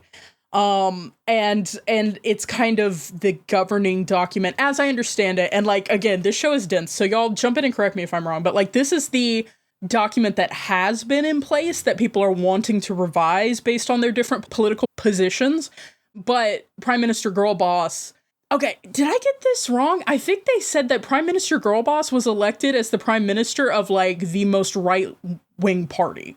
Did I miss something, or I thought that is what they said? I don't know. I missed that. She seems pretty right wing to me. I thought that she was elected as the right wing party's prime minister as a kind of a figurehead cleanup operation after the whole Mirai vaccine thing ousted the last prime minister. That's what I have understood. Something that's important to note for people who are in the United States. Shout out to everyone who isn't. I know that you're doing government very differently. In the United States, we're very used to our Republican versus Democrats. Who gets elected president can be totally different from who is in the House and who is in the... In most places where they have a parliamentary system, the leadership of the country comes down to the majority party, and the majority party sometimes has to be created by coalition building across parties that would have a majority if they pooled kind of all of their representation together, but wouldn't necessarily have a majority if they were separate. There's compromises that happen there, and a lot of like who you end up with as prime minister will come down to the internal party politics of whichever party is kind of voted into place in a way that like here we have like a ticket, we have like a guy, you know, and we vote for a field of guys or whatever, you know, in a primary or whatever. And it is guys. It's interesting guys. because I mean, if you live in the UK, you're very aware of this. If you are in a majority party, but you do not seem to be reflecting the interests of the majority party, it is very easy to lose your power in a way that like once you're elected president, it is harder to lose your power. And so a lot of the conflict around Prime Minister Kayabuki is that her stance on this is not just make or break for the policy, the refugees, the country. It's also make or break for her position in the party and her prime ministership, in a way that, again, just makes all of it, it's all been messy this whole time. It just gets messier more and more. Yeah, so that's what I was going to say is I don't think this is super clear, and I'm not sure the show is interested in it being super clear. My interpretation of this is like the refugees are already living in like abject poverty. The only thing I feel like this could be is just stripping a bunch of work rights. Actually, the refugees are living in a rubble diorama. It's... Yeah. No, they're literally living in the most is destroyed areas of Japan. I saw nothing but destroyed buildings. There was nothing in the refugee district so far that we've seen. And all we know about it is that's where they go to do military exercises. I would probably call that poverty, yeah. Yeah, abject poverty. You're not wrong. They have markets and stuff down there. We're not free from capitalism just because everywhere is disintegrating. I wanted to drop a fun fact about the May 15th event, which is that as it was planned, it was meant for these young 20-year-olds were meant to storm the prime minister's house and assassinate him, his son, and their current house guest, American film actor Charlie Chaplin. Charlie, We almost lost Mr. Chaplin? Charlie If they had Chaplin. pulled that off, I know. what the fuck? Charlie Chaplin lived to old age, and I don't actually know how he ended up dying, but he lived much longer because he and the Prime Minister's son had gone to a sumo match. That's literally what saved their lives. That's bananas. If Charlie Chaplin had gotten killed by Japanese nationalists, that would have been 9/11 for 1932. I'm just going to be real with you. It would have been May 15th, idiot.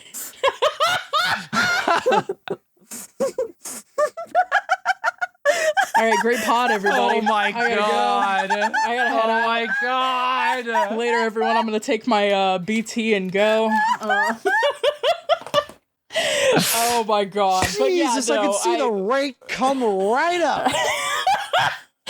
Alice's hobby is just putting rakes in front of me. I did have a critique point to wrap that into, which is sorry. Which is Yes, of course. They had actually specifically timed this while Charlie Chaplin was in the country because they wanted this to have the knock-on effect of creating a cultural unease between Japan and America, which America went and did all on its own anyway, so no worries there.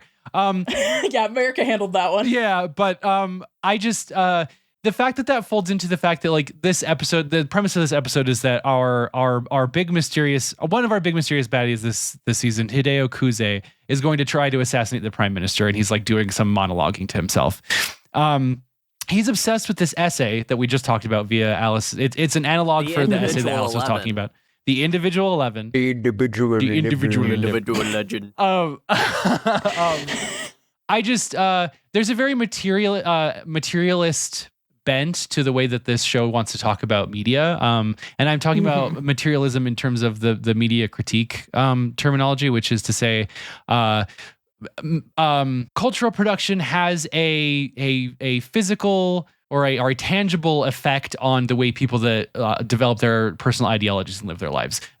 Art does things to us that we can replicate and show the effects of as we go about living our lives.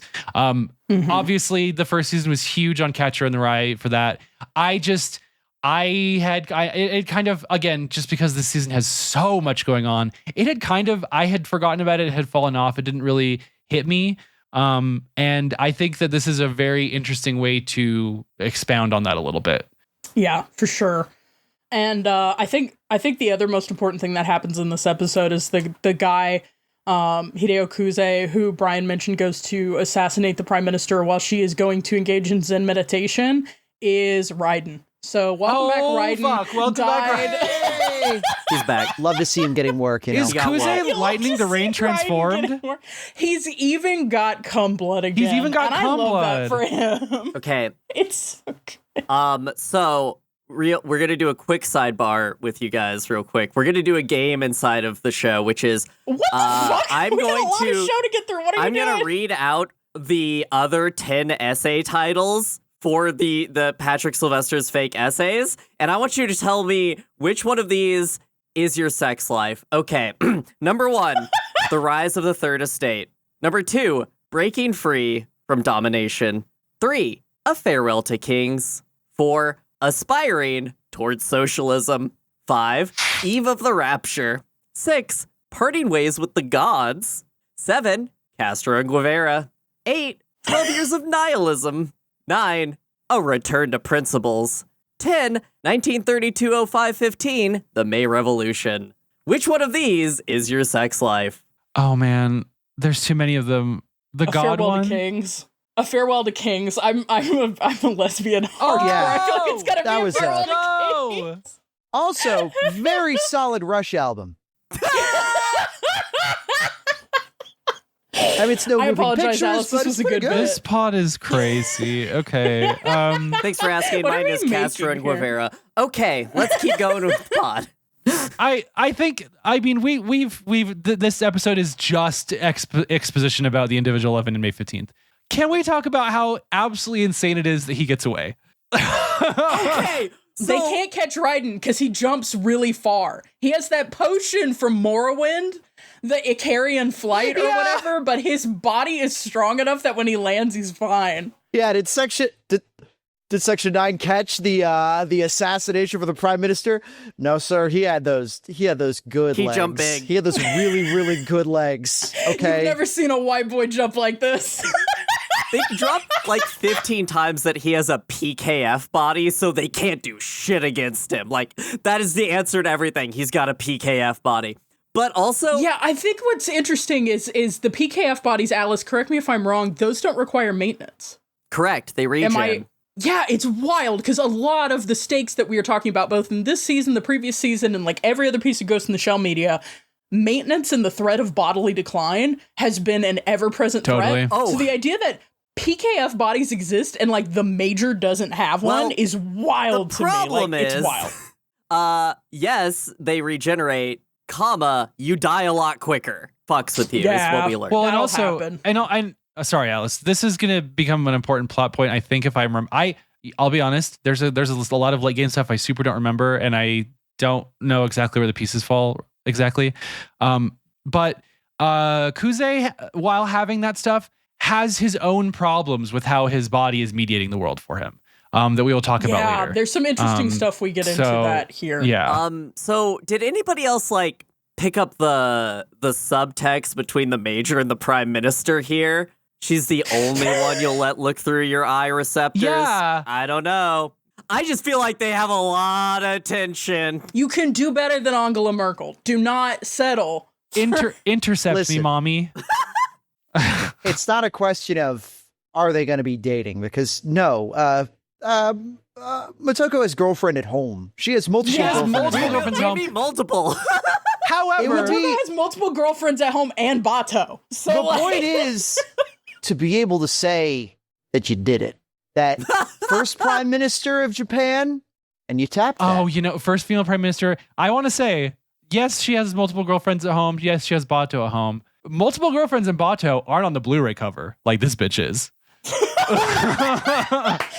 we gotta run a campaign to get multiple girlfriends and Bato on the Blu-ray cover. Of this, I don't know how, but Can we just talk about how Hideo is just the best ninja ever in every scene he's in? He gets into riding. places nobody can find him. He's straight up riding. he's riding. Sorry. I think the hilariously Star Wars way they color code his outfits in many pieces in this show are really, really cool. His stark white cargo overcoat is gender to me. That's combat Otacon. What do you mean? What are we doing here? There's a part that happens later where everyone else is wearing black. Yes. And it's like, did anyone say anything to him in the terrorist van on the way to the terrorist gathering where we all cut each other's heads off? Was anyone like, so did you get the memo about the memo? black? Yeah, did you not get the memo about the black? No, so funny. he's the cool They're one. They're like, who's gonna make the speech about this? Who's gonna make our big speech? It's like, well, I don't know, homie. Maybe the one who's wearing the different outfit. This is probably how Volgan felt in Groznygrad when he had all his olive drab and the boss showed up in that like fucking prismatic white jumpsuit. Like, who asked you? This is a military operation. Who asked you to serve cunt? It's so good. All right, we got to move on to possibly one of my favorite episodes in this run of episodes. Y'all know me. I be watching HBO's Chernobyl for fun. Like, do you ever? Hey, my body is a Toyota. It's really good. They find they've been investigating a prime suspect who's been blackmailing the Ministry of Energy. He's turned up dead. He got hit by a car. But it turns out after they do some investigation that this is clearly a homicide. Togusa gets to do Togusa shit. He gets to do some cop shit every once in a while to enrich your Togusa if he's getting a little stressed out because he's riding around with Bato and eating bad sandwiches by accident and like not relating all the time to his coworkers because he has a family. You got to give him some enrichment by letting him just do some cop shit. And so he... I love Togusa. Togusa, I think by a long shot has the most episodes that are just about him doing the things that he likes to do. And when you get the shot of like Togusa noticed something in the first 5 minutes of the show, you're like, oh yeah, here we go. It's Togusa time. God, they had one of those earlier with the dead pilot where the CIS people have clearly planted something, and Togusa, like, you see Togusa notice it, and it's like, oh my god, he may not be cyberized, but he's the only one of them that has detective vision. I love this episode. So basically, this guy's turned up dead, and they're following the trail back, and it leads into the refugee zone. So this leads to Tokyo, and we get to see what Tokyo looks like. One of the things that I find interesting, so Tokyo was destroyed in World War III. That was the nuclear one, not Vietnam II. One of the reasons Japan is an economic superpower, despite the fact that they lost Tokyo, is that they invented something that has made reclamation of Tokyo at some point possible, which is called, I think it's called the Japanese Miracle, Yes. but it is air fallout scrubbers. They have invented those. And so Togusa, being the least cyberized person on Earth, is really worried about radiation. And everyone keeps telling him, Togusa, don't worry about radiation, whatever. He has slapped on the lopsided Casio with the Geiger counter. I love this man. Why do you own this watch? He has a pit boy. He's a pit boy, and he's running around Tokyo like, oh, I guess they were right. There's no radiation, whatever. But he's running this investigation. He's looking for this guy who turned up. And you know who he's got to talk to? Guy with a SATA cable in the back of his head. Hell yeah, we got love it this again. dude. You love to see dudes with SATA cables. Extremely cyborg-looking cyborgs in this episode. It was real good. It's so good. What was getting me is like so much of the Ghost in the Shell is like really cyberpunk in a way. This specific area of Ghost in the Shell, I could have seen Spike Spiegel walk around a corner. Like, this is that specific kind of janky futurism that is so good in Cowboy Bebop. Like, when you see the guy with the SATA cable, you expect Ed to be sitting behind him, like, clapping away on a fucking cyberdeck. Don't you feel this is all less sci-fi? Like, it does feel like the cars look much more normal for me. Kind of, comma. At the end, the skyscrapers are a nuclear cooling tower, and I feel like that's sci-fi. Well, it's one specific skyscraper in Tokyo. You all know the Tokyo skyline and the important cities, and you got this reference immediately, right? You all Of know course. Tokyo City Hall. If no one got me, Iris got me. I got you. It's Tokyo City Hall, the same building that the two kids blow up in the anime Terror in Resonance, which you should also watch. Oh, God. Because it's great, and nobody talks about it. Nico made a point about Cowboy Bebop, and I thought about Cowboy Bebop too, because one of the things that Cowboy Bebop does really, really well, and it only does it in like a couple episodes just because of the nature of the show, it pairs this aesthetic with really, really interesting conversations about labor and why people take the jobs that they take. This is an episode that is deeply concerned with that. Yes. So Togusa's doing beat cop shit. He encounters the fiance of the guy who was killed. She is also investigating. She's trying to find out where he went because he just suddenly went no contact about 3 months ago, and she doesn't know what's happened. And in the course of talking to her after Togusa gets her out of like a sticky situation with some generic refugee thugs, also, he carries around stun knuckles. Togusa. Oh god, I pretty forgot goated, about Togusa so bringing out That's the pretty nooks. sick. Oh my Welcome god, back, I love Sea it. Viper from Street Fighter. I don't know if anybody else is gonna. Those would have come in real handy with that dude with the gun later on, but we'll get into that later. We can't talk about it yet. I'm so mad. I am a cis lesbian, but I'm a cis lesbian who's butch in a way that means Togusa. When I see him pulling off a moment, I'm like, God, I wish that were me. I mean, he's a It's the butch mullet. lesbian. Have you seen that It's the hair? mullet. I want to grow a mullet, but I don't like having long hair. Anyway, but yeah, so he tracks down this fiance and she fills him in, and it turns out, so this is where we get this information. Her fiance had full replacement, but his full replacement was not up to snuff to be allowed to legally immigrate out of the refugee zone. So to become a citizen, you have to have a cyber body that meets certain requirements. And I thought this was funny because the first thing my brain went to was emissions testing. Like, you can have a really sick car in certain countries, but if you bring it to the US and it doesn't pass emissions testing, you just have to, like, park it or drive it illegally, right? But, like, when that's your body, you're fucked. And so he had only proposed to this woman because he thought he was on the cusp of being able to immigrate, and he lost his opportunity. But he found an offer that was floating around for people who had full cyberization. Come work this job, and we'll give you a completely upgraded new cyber body that you can take free of charge for working this job. That's your, like, pay for this job. And it's a completely normal job, too. Like, It's You're completely just normal job. scraping God, stuff. there's a very small detail in this where one of the threads that Togusa is pulling on is this journalist. And this journalist, the only thing he has from this guy who had been wanting to like break this story with him is what looks like an exposed like piece of film. This blew my tits clean off. You come to fucking find out. One of the other people Togusa finds when they're doing this is someone who used to work with this guy. He doesn't have full cyberization, but he spoofed his percentages to get this job because he wanted a full cyberized body and he needed the work, he needed the money. And he was friends with this guy. He calls him the professor, which I thought was very cute. So he's friends with this guy and they go into the job site. They're descaling the walls of this facility and he mentions to the professor offhandedly that he doesn't have the cyberization potential because they're talking about how much black gunk is like getting into their nostrils. Like they're wearing ventilation masks and they're still getting like fucking black lung in here, but nuclear black lung. We'll find out. When you're a full cyborg, who cares? Just flush it out. Yeah, when you're a full cyborg, who cares? And you're going to have your body replaced anyway. But he mentions to the guy that it's like, I'm not full cyborg. And he says, holy shit. Oh my God, you should not be here. You need to leave. And the guy's like, I can't leave. I need the money. And so he gives him a way to tell if he is being exposed to too much dangerous contamination. It's a piece of film. And when it turns black, he needs to get the fuck out. And that being what that is, it's not that there was a piece of evidence that got overexposed. It's that this was a radiation indicator.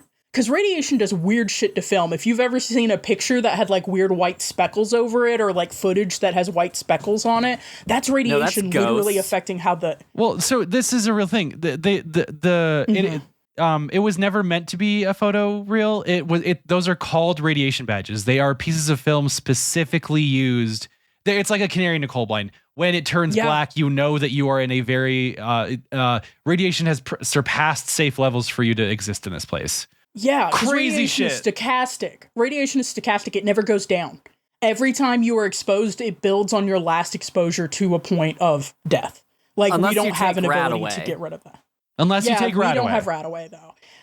But yeah, I love that it's mistaken for film, and it is this thing. And, like, it exposes this whole dangerous secret economy of trying to recover nuclear power and nuclear materials from this lost zone. Like, it's really good. Just want to give a shout out. There are some radiation site mechs in this episode that we haven't seen before. Good. Yes. They're armored suits. They have the little dinky arms, but they're built different. They have like hooves. Like, those are his hooves, your bitch. What did you think of that chase sequence, by the way? That chase sequence was so funny. Do you ever just, like, not get paid enough to care about intruders and also you're a robot? The Bato save, though, is so iconic. Oh, it's so good. Bato save is good. I just love how many times, like, it's so... You know, you watch the end of season 1 and, like, whew, we are lucky we got out of there with our lives. And it's because we were never in the same hallway as those motherfuckers. Meanwhile, Togusa is slowly riding an elevator up while the fucking robot is like 14 inches below him, like climbing on the gantry, and he's just like... By the way, okay, when they're following them on the gantry, they're walking with this slow gait, and then later when they're climbing up the elevator, they're going so fucking fast, and all I could think is like, when I'm playing with my nieces and I'm like, I'm gonna catch you, but I always keep just far enough away that they feel the threat and it's fun. Yeah, that was enrichment for those robots. CG's pretty rough. I do want to say this is where the Tachikomas days start to falter a little bit for me because the next like 4 are going to be there. I'll just say them all now. They're literally all rehashes of the same joke, which is, this is a funny situation in which the Tachikoma has to bare knuckle box the new mech that's big and scary, and she doesn't want to, and she runs away. That is literally, it's the same joke 4 times. It sucks. Oh, she has a tummy ache. But yeah, so the thing that follows directly from this, the facility where this guy had been working was called Uchikon 7. And banger name for a secret cooling tower, by the way. Yeah, the prime minister calls up Aramaki and is like, hey, we had some plans to ship some plutonium from here. Don't be mad. She picks up the phone. She says, don't be mad. We were planning to ship some plutonium, but they were leaked to the refugee terrorists. So, we think that they're still going to try to raid this, even though we've tried to thwart them. So can Section 9 please come play and go with my guy, Goda, again, the guy who is literally, what's his name? Skeleton Man? Skeleton Man. Skeleton Man. That's it. Skeleton Man. Yep. Yeah, Skeleton Man from Metal Gear Solid In Death 5. Stranding, he'd be Skeleton Man, and you know it. But yeah, so they have to go with him on a little field trip to the refugee zone to transport the plutonium. Banger. It's a good ass ep. Iris, you have notes about Conehead. I want to hear you talk about Conehead. You gotta talk about the guy. I do, me? I thought you good. did. I do. I have You a lot do. of notes on him. So, yeah, Goda is a really interesting character. Back when I first watched this series when I was a teenager, I thought, man, this guy he's a little weird looking, but he's a real smooth political operator. He really knows how to grease the wheels of power, and he's slick in the shadows, and he's pushing information. He's on that 4E chess stuff. Watching this at age 35, where I'm at now in 2025, the thing that strikes me the most about Goda is how childish and petty he is. He really does love to just kind of twist the knife where it's not needed. He uses a lot of like juvenile phrases. He'll use like sarcastic little remarks. It's like, oh yes, of course, I love to go skydiving on the chest in the baby Bjorn of Bato here. Oh, or like, indeed. you caught me with... Listen, I am terrified of heights. I would kill or die for the opportunity to be in the baby Bjorn. I would trust Bato to keep me safe in the Bato in the Bato Bjorn. That or like when he's like manipulating fucking news data. He's like, you caught me with my hand in the cookie jar. And it's like, Sorry, I don't want to make you draw something every episode, but just if you're ever idle and you need to do like a warm up, Togasa in the Bato Bjorn would be thumbs up. yes, we can make this happen. God bless. You draw another fucked up Togus and Bato No, image. that's I'm working on a thing for the last episode that I do with y'all. So don't worry. The I'm drawing so will excited. happen. I'm so excited. But anyway, the Bato Bjorn would fix me. But so like he's that, and also like so much of his like super cool political manipulation is just like saying shit to people and watching what happens. One of the worst it's really interesting, but it's one of the most harrowing moments in this episode is like the Section 9 gang is in a standoff with some refugees who are like kind of tense because they're trying to move through their territory. And there's one guy on top of a broken down truck who has a length of pipe in his hand, and Goda just leans forward to the guy holding a rifle in front of him and says, look, he's got a pistol. You should fire. And like, he immediately like ices this guy, and then all hell breaks loose. And it's like, you didn't need to do that. The whole point was this was a decoy. You didn't need to kill those people. You did this because you fucking hate Section 9, and you wanted to feel like a big man because you can control them. Well, and also it's to whip up that fervor among the refugees. Like, if you want an enemy, it helps if your enemy actually wants to fight you. Like, but it just, I guess, with the current political climate and everything, Goda seems more like petulant and childish to me now than he ever did when I was younger, because I can see the way his brain works, and it maps to like figures I know in real life, and I know there's like nothing motivating it beyond just like, well, I want people to think I'm cool. There's literally an extended conversation later about how it's all motivated by his inferiority complex and about the country's inferiority complex. Oh, I was just gonna say, I suspect Alice is gonna agree with me on this reading, but when I first saw this, I was like, I felt this a similar way to Iris, where I was like, oh, that's so compelling. Like, look how he's able to manipulate situations on the fly like this. And like, I still think that's generally true. I think that Goda is to some degree extremely good at this. Like, he says several times, this is my specialty, and it is, and I think he's very competent at it. He is very good. But I also, my other reaction too used to be like, there's a certain level of contrivance here that I used to read in the situation where it's like, that dude happened to be holding a piece of pipe that looked exactly like a handgun. But coming back to it now, my slightly to the left read is I don't think he makes this decision without that pipe instead of the other way around. I think this was a rash impulse decision on his part because he's an instigator. I think an important piece we're missing here is that Goda made a direct connection to this guy at the beginning of the episode. He line linked with this guy. Oh, he and the did. way I read, yeah, because he decided to have that side conversation where he was getting them permission. So he direct linked to this guy. I read that as he installed some shit on this guy, and all he needed to do was do slight prompting.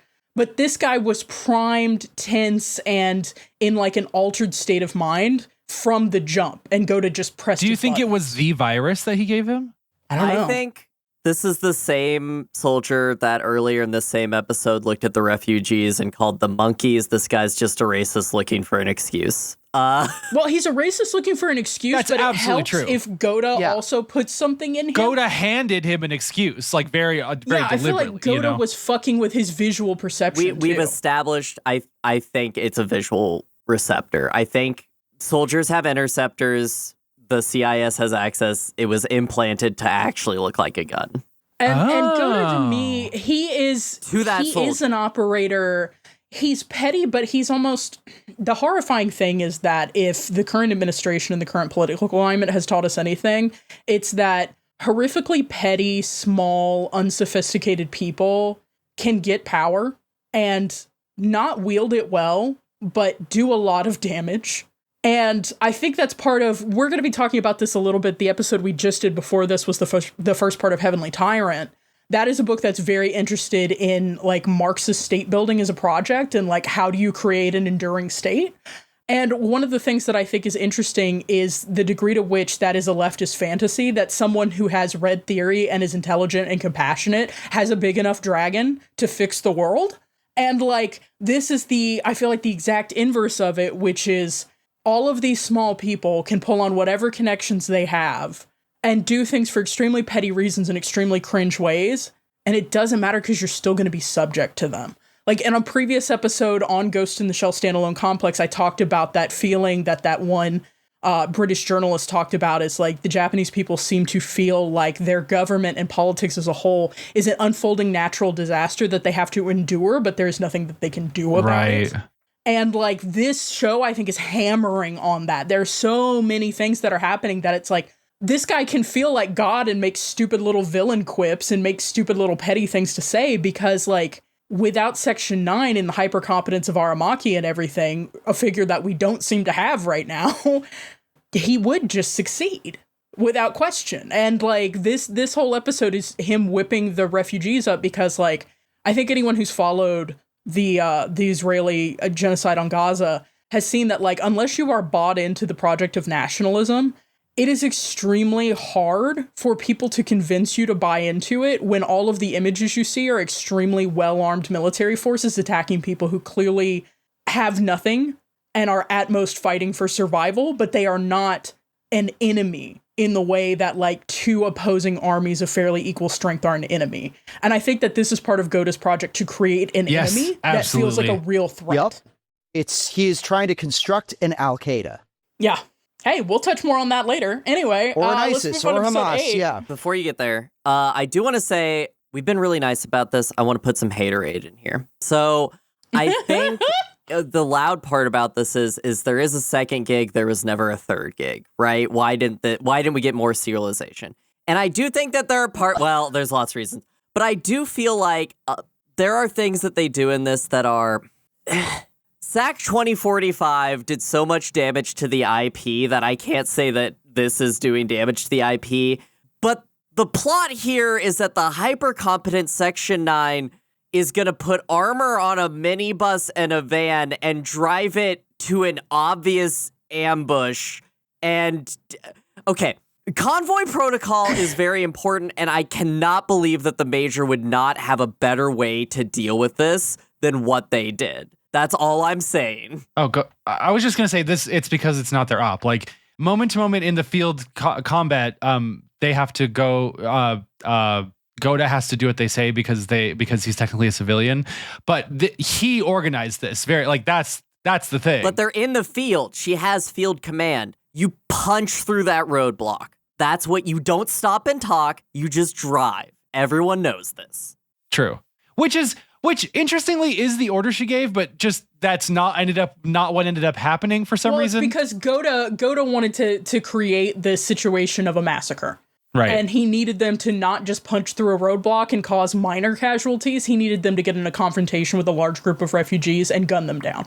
Like, that is something that Goda is doing here. I agree that the situation to start with is a contrivance, but I understand why they employed it, because they wanted to show Goda, like, actively crafting a situation, I think. Sure. True. Yeah. I mean, and they literally show with the opening the empty briefcases to be like, I did this to you, Section 9, to show I have power and I'm evil. Okay, Goda. This prompts Aramaki to open his own investigation into an individual 11 and actually get suspicious of the Cabinet Intelligence Service. He's like, I may be down. The individual 11.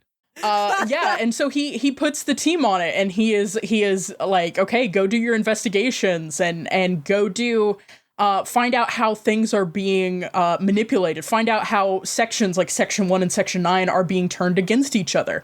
Find out what this is doing. And this episode, it has an interesting central metaphor, which is about fake food and like what you do to emulate an experience. But ultimately, this episode for me was just one, Bato and Togusa broing out on a level heretofore unseen in the series, but also just a lot of confusion. It lays some groundwork in an interesting way for some face swap stuff that happens later and like the mutability of bodies. But this one for me was kind of a mess where I was like, well, I learned some interesting facts about vegetarian food. But I was gonna say I liked this episode a lot, but all it does is pound the hammer of the CIS is manipulating things behind the scenes and feeding misinformation, feeding informations of various validity to various other organizations. That's all that does anybody else have notes on this? I feel like we can just kind of gloss this one. I have a note that I need to learn. I'm sad that he only gets 2 mentions, but I would love to know way, way more about Densetsu, the cyberbrain rapper who performs while crucified on a giant metal cross. What the fuck is going on there? One frame of that, and I'm obsessed with that whole arc. How wild are those bars? What the hell? Johnny Silverhand, who you have an arm. This dude is crucified. Step your game up. I was thinking about Cyberpunk 2077, but specifically because there is a side quest you can get into where a guy is a convicted killer. Yeah, and he is being crucified and filming a brain dance during his crucifixion. And that's like a mission that you can be part of. I don't think I did that one. That's interesting. Yeah, it goes crazy. And so I was like, yeah, Cyberpunk just be like, what if we emulated Christ? And then this show is like, but what if you emulated Christ in a digital way and you rapped? Alice, you also raised your hand. What if somebody assassinated you before you could crucify really, really good? My next crucifixion was going to be my what is it called? Magnum Opus. Magnum Opus. There we go. I was one crucifixion away from retirement. I had the tickets to Aruba booked.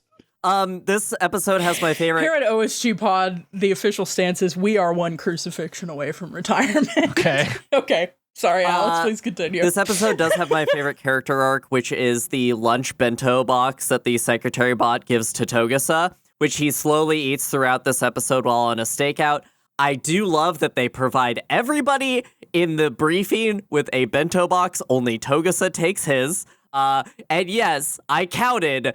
She did serve enough for everybody, including Chief Aramaki. I appreciated that. Oh my God. Robo Peepaw cooked dinner for all the grandkids and only Togusa showed up. The thing, like, it's a nice gesture, but the problem is, like, if she was really... Okay, first of all, she doesn't have anime Band-Aids on her fingers from cooking for the first time in her life or whatever. No, they got Panera Catering. You can't see them. They're on the inside of the... No, see, they didn't get Panera Catering because Togusa's whole thing in this episode is that food's not real. It's just it's a simile made for cyborgs. Or a simulacrum, I should say. No one noted that Togusa has a food preference, a dietary restriction, which is human needs with nutrients. Gut. Yeah. Like, needs nutrients. I know we can't do tangents, but... starting every job and the moment when I have to go to somebody and be like, hey, I love that you guys got lunch for the office. I cannot eat anything you bought. Yeah. Every time you go somewhere new, just getting a live update from Alice about eating like pickles and some corn because they ordered barbecue and like... As a pescatarian who went to school in the South, I deeply feel for you. That is a tragedy. The other thing is, this is my favorite reference to the manga.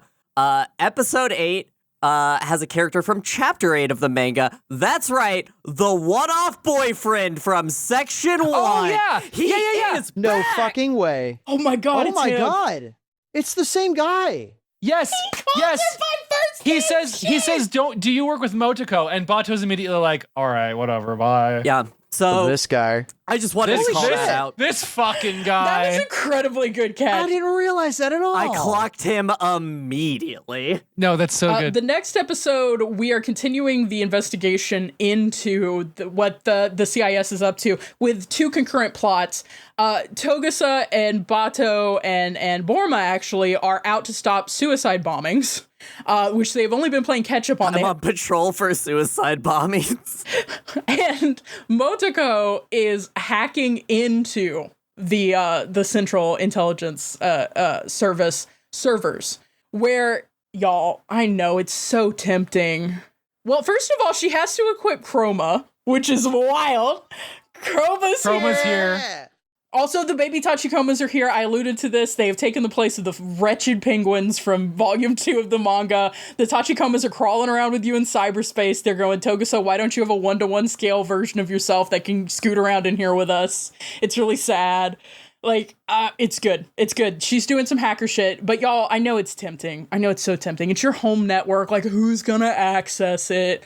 Do not leave a mental construct of yourself whose one true love in this world is monologuing about your thoughts, feelings, and motivations. People will hack you and access that. So this is where I want to talk about. I think this episode retroactively makes the second episode work a lot better for me, because that guy and Goda are actually like very tragically similar in a way that is like very interesting to me. They both have this delusion that we were talking about earlier, which is to say like, and they use very similar language. In this, Goda's weird avatar, which is like, so, dude, shut the fuck up. You are so far up your own ass. It is so funny. Nobody talked like this. But no, he uses the same language of like resetting the world, fixing the world. I can do this one thing that will make me the guy that changed everything for everyone. Except counter to the guy from the second episode, his life is actually that interesting. He actually is at the center of pivotal events. So it's an interesting echo. I love the cinematography. I just want to say that for a one-room conversation, they do some really cool stuff with the visual motifs. The camera panning from chroma to him and the color scale shifting. The cinematography in this takes a wild turn. Like we get it later with the Curio Shop episode where they do the sweeping panning shot. Really cool that they use the tools from Innocence for this. Yeah. I found my notes here. I think it's really cool that basically to get into Goda's server, the major uploads viruses to 45 people's brains who are working in the CIS as a distraction measure. And she does this by running full tilt into a control room and jacking a dude in the back of the neck and then sliding underneath the counter, which is an incredible move. It's so good. She Ghost in didn't the even Shell need to is- flip it around. That's nuts. She got the USB on the first try. Yeah, that's crazy. It's that dexterity training with the cranes. Anyway, no, I think something that I love about Ghost in the Shell is it is very interested in the places where hacking fails. And like, this is a society where everything should be hackable. And yet, sometimes the most effective way to hack something, like we saw with the Laughing Man, is to have the janitor steal a binder. Sometimes the most effective way to hack a guy is to run in and stick a cable in the guy. Like, you could try to be like, Ishikawa, can you use your pachinko parlor to hack this dude? But, you know, sometimes you gotta just run in there with your Sometimes little you doohickey and gotta plug it in. connect to the North American net to jump through the European net to get back to the Asian net to find the CIS. Me doing fucking proxies while I'm trying to pirate Andor season 2. Nico brought up basically the premise of this episode way earlier. Nico and Iris both, which is Goda wants to create the auteur revolutionary. That's what he wants to do. He's decided he is not a king, he's a kingmaker. He's a kingmaker. That's all like so cool and deep. Bato is everything. Do you ever shoot a lady's jaw off specifically? Oh, it's so fucked. Jesus Christ, the suicide it's bombing. so cool. There's a really interesting thing that's happened here where we're seeing more of Goda's crafting of the scenario, where like they have decided instead of creating situations, my understanding was like they were going to create a situation where the police persecuted like refugees, and then what they decided to do instead was deploy like media assets. And then the media asset is like, listen, these people are crazy, and the next thing they're going to do is a suicide bombing. And sure enough, suicide bombings start happening. Refugees are running around with suicide bombs. What you come to find out is that these refugees, it's not quite a pause situation. One, because we have a pause in the show, so that's confusing. But also because they didn't do like extremely fucked up sexual violence shit with this. But this refugee girl has a bomb in her stomach, and the detonator is in her mouth. It is in one of her teeth. They're cyborgs. It's such a cool concept. It uses what the reader really cool knows concept. of a suicide bomber, especially when this came out. This is like 2 years before that Battlestar Galactica episode. Like, our concept of suicide bombers in the Iraq War at this time is just like strapped with it. Hi, we hear it. I'm going to speak for the team here. We hear it on the shoulders of giants. I include myself in this. Do not specifically endorse the idea that implanting a bomb in a person's stomach is quote unquote a cool idea, unquote. Thank you so much, our legal representation, Iris J. This is, we do not endorse these actions. I don't. Unless you do it and it's cool. I generally, I don't endorse those actions. I am pushing back. I do think it's a cool idea if you're writing a story and you do a cool thing with a cyborg stomach and someone put a bomb in there. So I do think that's cool. tries to negotiate. I just don't want any clean rips to get out of the internet of that. The official stance on the shoulders of giants is that it's cool. No, I'm just kidding. God, I had a thought and I forgot. Oh, Togusa got me fucked up. Stupid motherfucker. Togusa's this so whole dumb. episode. No, this whole episode, he's like, I don't understand how someone could become a suicide bomber. Don't you have anything to live for? Togusa, my brother in Christ. Last season, you were off the job for 2 months, read too much Salinger, took your gun, and were gonna try to kill a guy in a way that was very clearly gonna get you killed. It wasn't a suicide bombing, but you were on a suicide assassination mission. Togusa's so full of shit in sometimes. Some shorts. Like, we're about to see he is the most human member of the team. He's about to be so full of shit in the next episode. I love Togusa so much. He's such a wretched little guy. It's Bato's physicality hour where he gets to shoot she shoots the jaw so that she can't detonate the bomb intentionally, unintentionally, whatever. Then he does this fucked up thing where he has to manually force the detonator out of her lower jaw. This reminded me. I guess content warning, to some degree, animal cruelty. In the special features of the seminal movie Spirited Away, they talk about animating the scene where they have to get the poison out of Haku when he's in the dragon and he's thrashing around. Do you guys remember that scene? Yep. Yeah. One of the things you have to do in dog triage training, if they're choking on something, is reach into their mouths, throat, all the way into their throats and grab it. And they animated that scene by watching some training footage of people doing that in practice.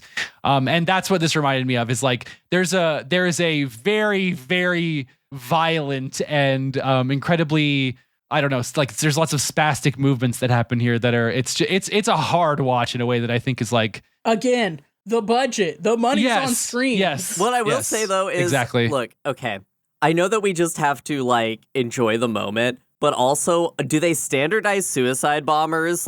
How does he know that they always keep it in that part of their jaw, I guess? Because he doesn't blow up all the jaw.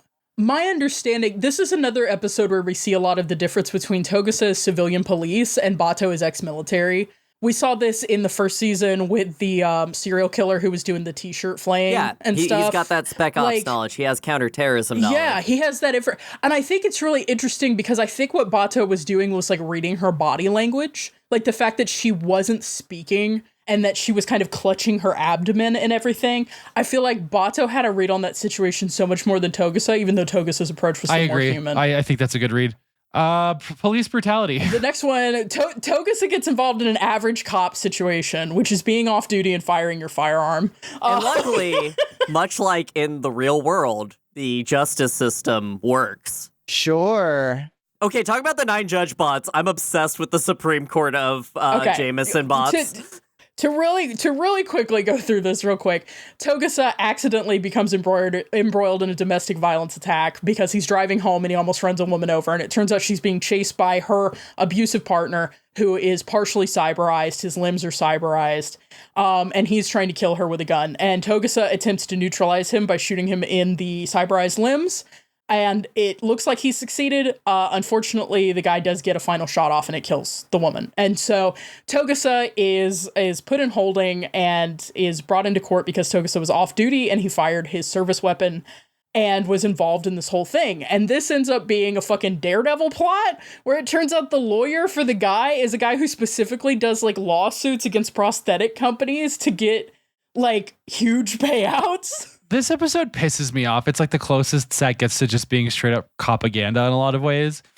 But one of the things that it does just very well is it pisses me off in a very different way also, which is that this is the worst dude I've ever seen do anything on television. He sucks so bad. Yeah, it's part of the, I will say, like, in media generally, slandering defense attorneys is like a full-time job. Especially propaganda. They really want people, they want to push this image, I think, in a lot of societies, and especially with Japan's conviction rates and things like that. Like, they want to push this idea that if you have nothing to hide, you shouldn't need to do anything but tell the truth. Which means, why do you need representation? Why do you need a defense attorney? We see that a lot in America. So crazy because the Japanese court system is buck wild. And we're getting to see how it goes even buck wilder in the fucking timeline here, because we have one human judge presiding over, like Alice said, like 9 Jameson sub-judges. They're not even a jury, because they are making a decision on whether objections are sustained. These are sub-judges. Well, it's like they exist, like, I love the concept of it, because you're like, well, obviously, if we had instant access and could calculate through all of our written laws, we would be able to do legal junctures so quickly. Like, really, it should just kind of work, right, guys? And it's like, it's all opinion.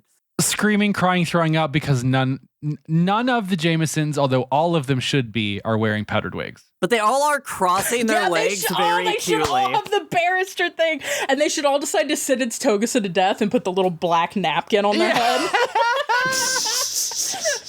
Oh my god, the British courts are a joke. Yeah, this episode kind of there are very few SAC episodes I'm going to say this about. I think this episode kind of sucks. I think none of the plots are very clever. I don't think anything gets resolved in a way that I find satisfying or compelling. I think the most interesting component of this is that we see a major conflict and a lot of juggling having to happen on the part of Section 9 as far as managing Togusa's family. Oh, sure. Yep. Togusa's wife understanding why this has happened, what has happened, how Togusa is employed, and like whether she'll witness the trial or not is something that they're having to manage so closely because of his work with Section 9. I find that interesting. I think we do need to talk about one mech thing of this all, which is in the most cringe moment of the series when Togusa decides he wants to give a speech after recess is called, and everybody says, well, give him his time to have his speech. At one point, he starts to go off, and the judge is like, the court reporter bot is not online. Go ahead, Kang. He goes through this whole thing, and he drops some stuff that they're going to have to media blackout, and Aramaki just says, because they're also... You got your friends, and they're just sitting in the back. It's Aramaki, Bato, and the Major just watching Togusa go full cringe up here. And Bato's like, he's crashing out. He is in autistic mode. He won't go into secret comms. And Aramaki's like, oh, he's not doing good. And the Major just closes her eyes. And it does this cool thing where she takes over him and makes him say some things. And then and then just like drops that so she can fix this. And then he's like, suddenly awake, and then the bailiffs finally show up. But I love how he's like, I don't like that you had a ghost encryption key, even if it was you, the Major, to take over me. And she's like, well, don't be stupid and I won't have to do it. And I think this changes a lot of the dynamic of Section 9 for me. Yeah, see, I didn't like the implications here at all. I also don't like the blatant contrivance of, oh, this technology doesn't work in a courtroom, except it does because we want it to. Like, I don't Yeah. like that either. I'm not bought in on that. It was a miss in a lot of ways. We can move on, I think, to the hit in a lot of ways. Oh, you mean how episode 11. they hit that lawyer and his client with a car at the end of the episode? Oh my fucking god, it's so good. Okay, Iris, what happens after he, goes to trial, and he'll probably go to. They go. Everybody goes back to the Aramaki's room for just to have a break, and Togus is like, wow, I guess the courts really are a sham in this country, and there's no such thing as justice. And Aramaki's like, yes, well, maybe there's no hope for justice, but perhaps there may be a bit of divine retribution. Wink, wink, nudge, nudge. And then smash cut to Boma coming into like the fucking Section 9 garage, being like, yeah, I'm gonna need this car, disposed of. And at the same time, a report comes on TV inside of like the parking attendant's office that says, this famous lawyer and his client just got in a horrific car accident out on the motorway. They just veered into the median all on their own. Very strange. They're both in critical condition. Very bad. Yeah, this Boma is rules. a huge, section. The show is trying to go one good cop, and in the process, Section 9 is the most irredeemable, corrupt police element that you've ever you kind seen. of proved go to right in this episode. Yeah. Like, maybe Section 9 shouldn't be operating There's a like lot this. of things in this episode where it's like it wants us to go like fuck yeah to things that I'm just like, we should not think these things about Section 9. Anyway, Can you imagine the parking attendant's job? I love her. I want the story from her perspective. What? You just like women. That was a regular ass woman. They could have had it be a robot. It's you so just wild. like regular ass women. Episode 11, we've got to get to it. The Major goes to the shop from Needful Things. No kidding. Their Section 9 is testing out some new recruits. They're having them tail the Major and everything. Kusanagi obviously is like untailable, despite the fact that she is wearing the most overdrawn outfit in the world. Like, she is out here in those Levi's on them streets, and they cannot keep track of her. But she ends up running across this shop that stores people's external memories. So we talked about this a little in the last time, the role that the Major's watch plays in being like a physicalization of memory and of the ghost. Well, this is the shop where if you gotta go do some sus shit, you can kind of check your ghost in. I don't know, that's the vibe. Like, these are objects, physical objects that people have such strong attachments to. Their ghost is in them in a way that I think is so interesting for the show. The old lady seems to be psychic who runs this place. So I think this one's interesting because it's magic. I know there's probably a realization, but we don't, we don't get the answer like we would usually get. It's magic. This one is the most Oshi episode of the second season. 100%. That's true. Yeah. And it's interesting because, I feel like the structures of the first and second seasons are kind of mirrored, because we had, in the first season, we had portraits, then we had the Lost Dog episode and the Movie Brain one, and then we had the teen assassin thing, and we kind of get a similar vibe with that here, where we have the thoughtful sort of philosophical episode, and then we cut to the literally going to the war memorial and planning out a big political upheaval. It's really compelling. I do love that this is an element that's been foreshadowed in the previous season. The Major has folded at least one origami crane that we have seen in the previous season. That wasn't attached to anything. It was just kind of something she did. I believe that was also the episode with the cinema director Braincase guy. When she's at the cafe, one of the things she does is she folds an origami crane. We see it come back here, where she finds two children's prosthetic bodies that are carefully preserved in the shop.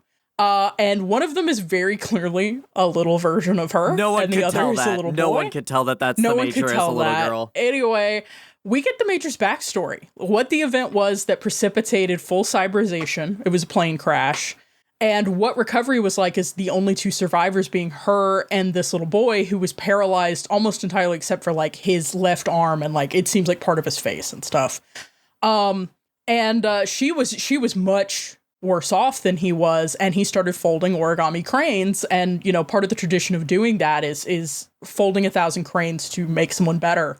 And then she vanishes after she takes this big health dip, And, the boy is still folding these cranes. He's hoping she'll come back. And eventually they come to him and they're like, hey, do you want to get fully cyberized, little paralyzed boy? And he's like, fuck you. No, I don't. Fuck you for real, that you didn't help my friend or whatever. And then this little girl turns up and he's like, who the fuck are you? But she's trying to keep him company, trying to show off how cool it is to be a child with a fully cyberized body.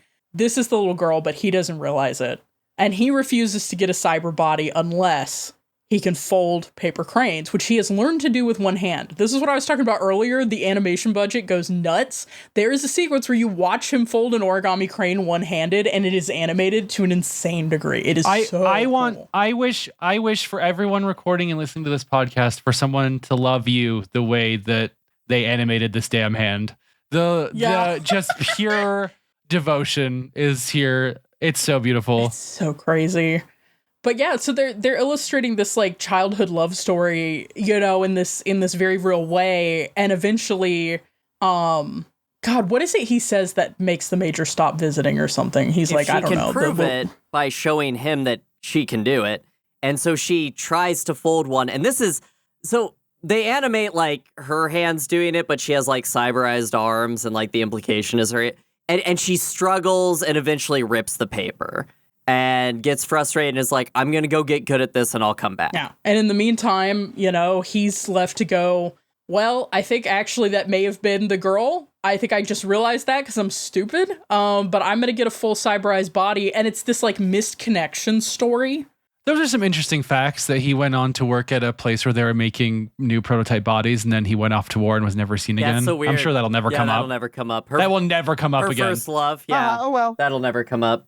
I'm so afraid. Oh my God, we're actually having a moment on this call where I don't know what that alludes to. And I'm just sitting here like... we shouldn't have said anything. No, we should. I'm glad we did Did because you she doesn't know. that She there's figured... sugar coming off of... Because she used the sugar wrapper. I thought that was oh my cute. God, the details. Yes. The details are crazy. Did you in this also notice episode. that it was a 1971 Mini Cooper convertible that they were sitting in?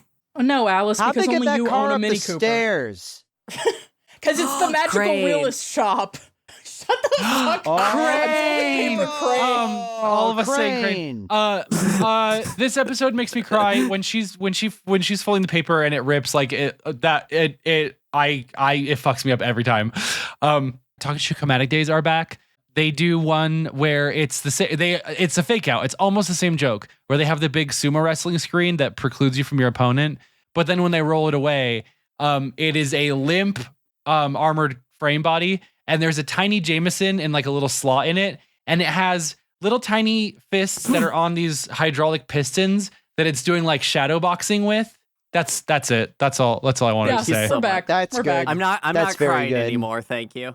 Yeah. I'm still crying. I think it's beautiful. All right. These last two episodes are a pair. We are back to dealing with I actually think it's an individual 11. Oh, individual. I had a question. So my version of episode 12 had director's commentary, but it didn't have English subtitles for the director's commentary, and that really irked me. That was also something that was uploaded on the free website where I was watching this, but if you watch it on Tubi, they have the correct episode. Oh, So I should have just think gone to that's- Tubi. Well, I think it was an issue of like what copy of this was going around, and they didn't catch they had the director's commentary on. There is also a glaring plot hole in this episode in the English dub only, which I noticed and then sprinted to Wikipedia to verify. Bato refers to Kuze by name in this episode. They don't know his name yet. Yeah. Oh. It's very funny. So in this episode, they are trying to figure out like what is going on with people who become actors for Individual 11. Something that's interesting here, and I think this is something you had a couple notes on, Iris, is that the Laughing Man gets a lot of talk in this first run of episodes. A lot of people are interested in the parallels between this case, the Individual 11 case, and the Laughing Man.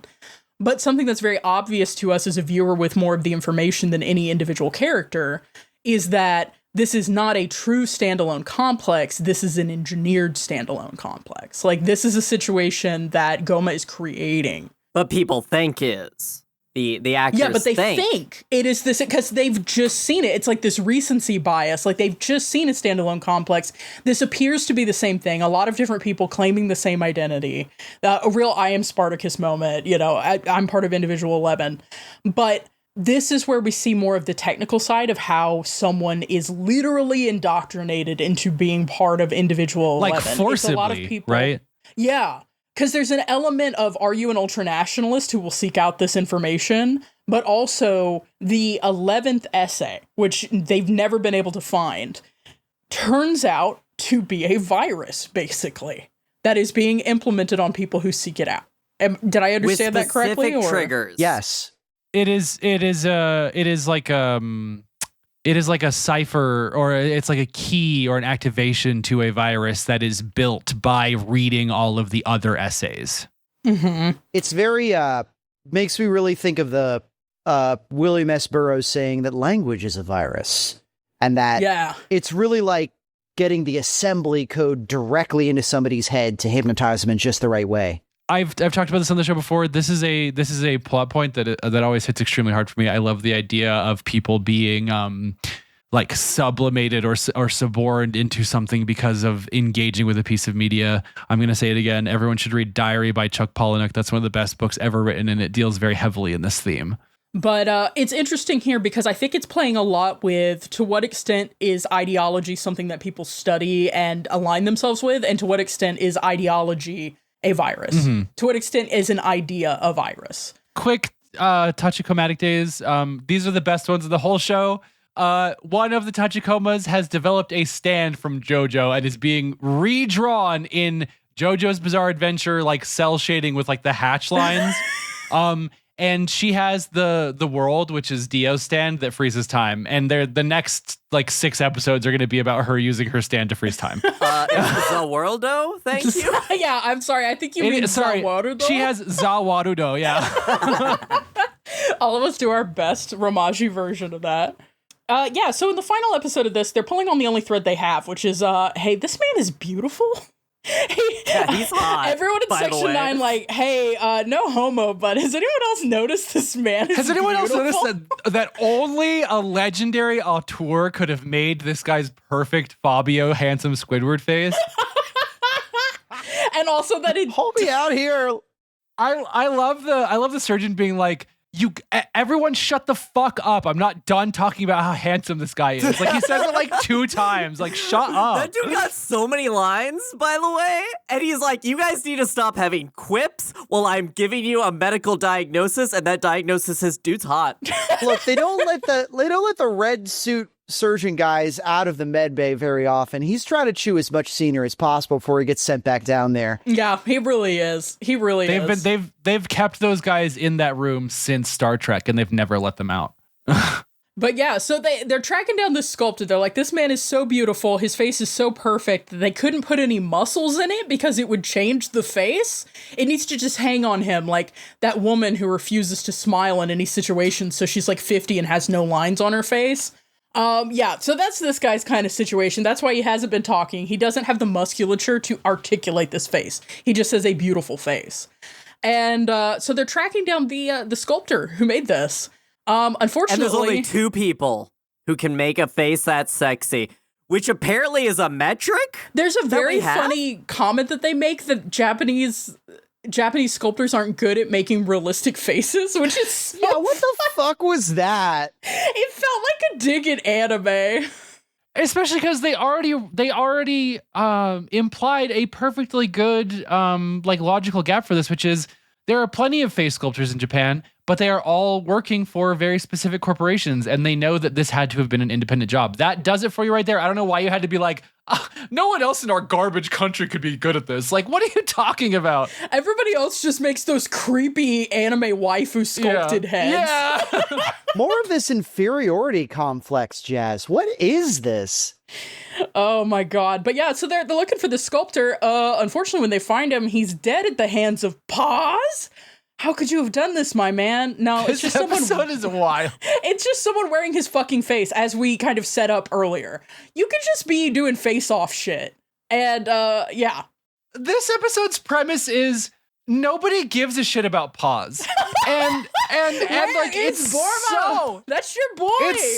I know, it's so strange. Like yes, it's heartwarming that nobody there is not a beat where anybody at Section 9 thinks he actually did this, right? Like everyone's ready to jump to his defense, but also like they're just kind of like, all right, man, this seems like it's your thing, so you can go handle it.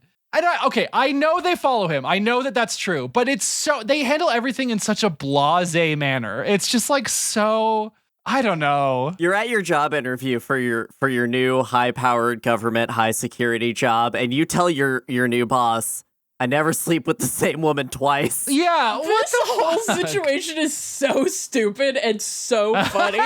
What? Okay, so I do love that the contrivance here is Paz is also the only one who scrolled far enough down on the employee list to see that there was one woman in the squad with him, and I was like, oh, obviously. Yeah, it's a jilted lover situation, but the funny thing is, the jilted lover is not the jilted lover of the face sculpture or Kuze or like anyone relevant to the plot. It's literally Paz. Paz's jilted lover because Paz is a hit it or quit it guy.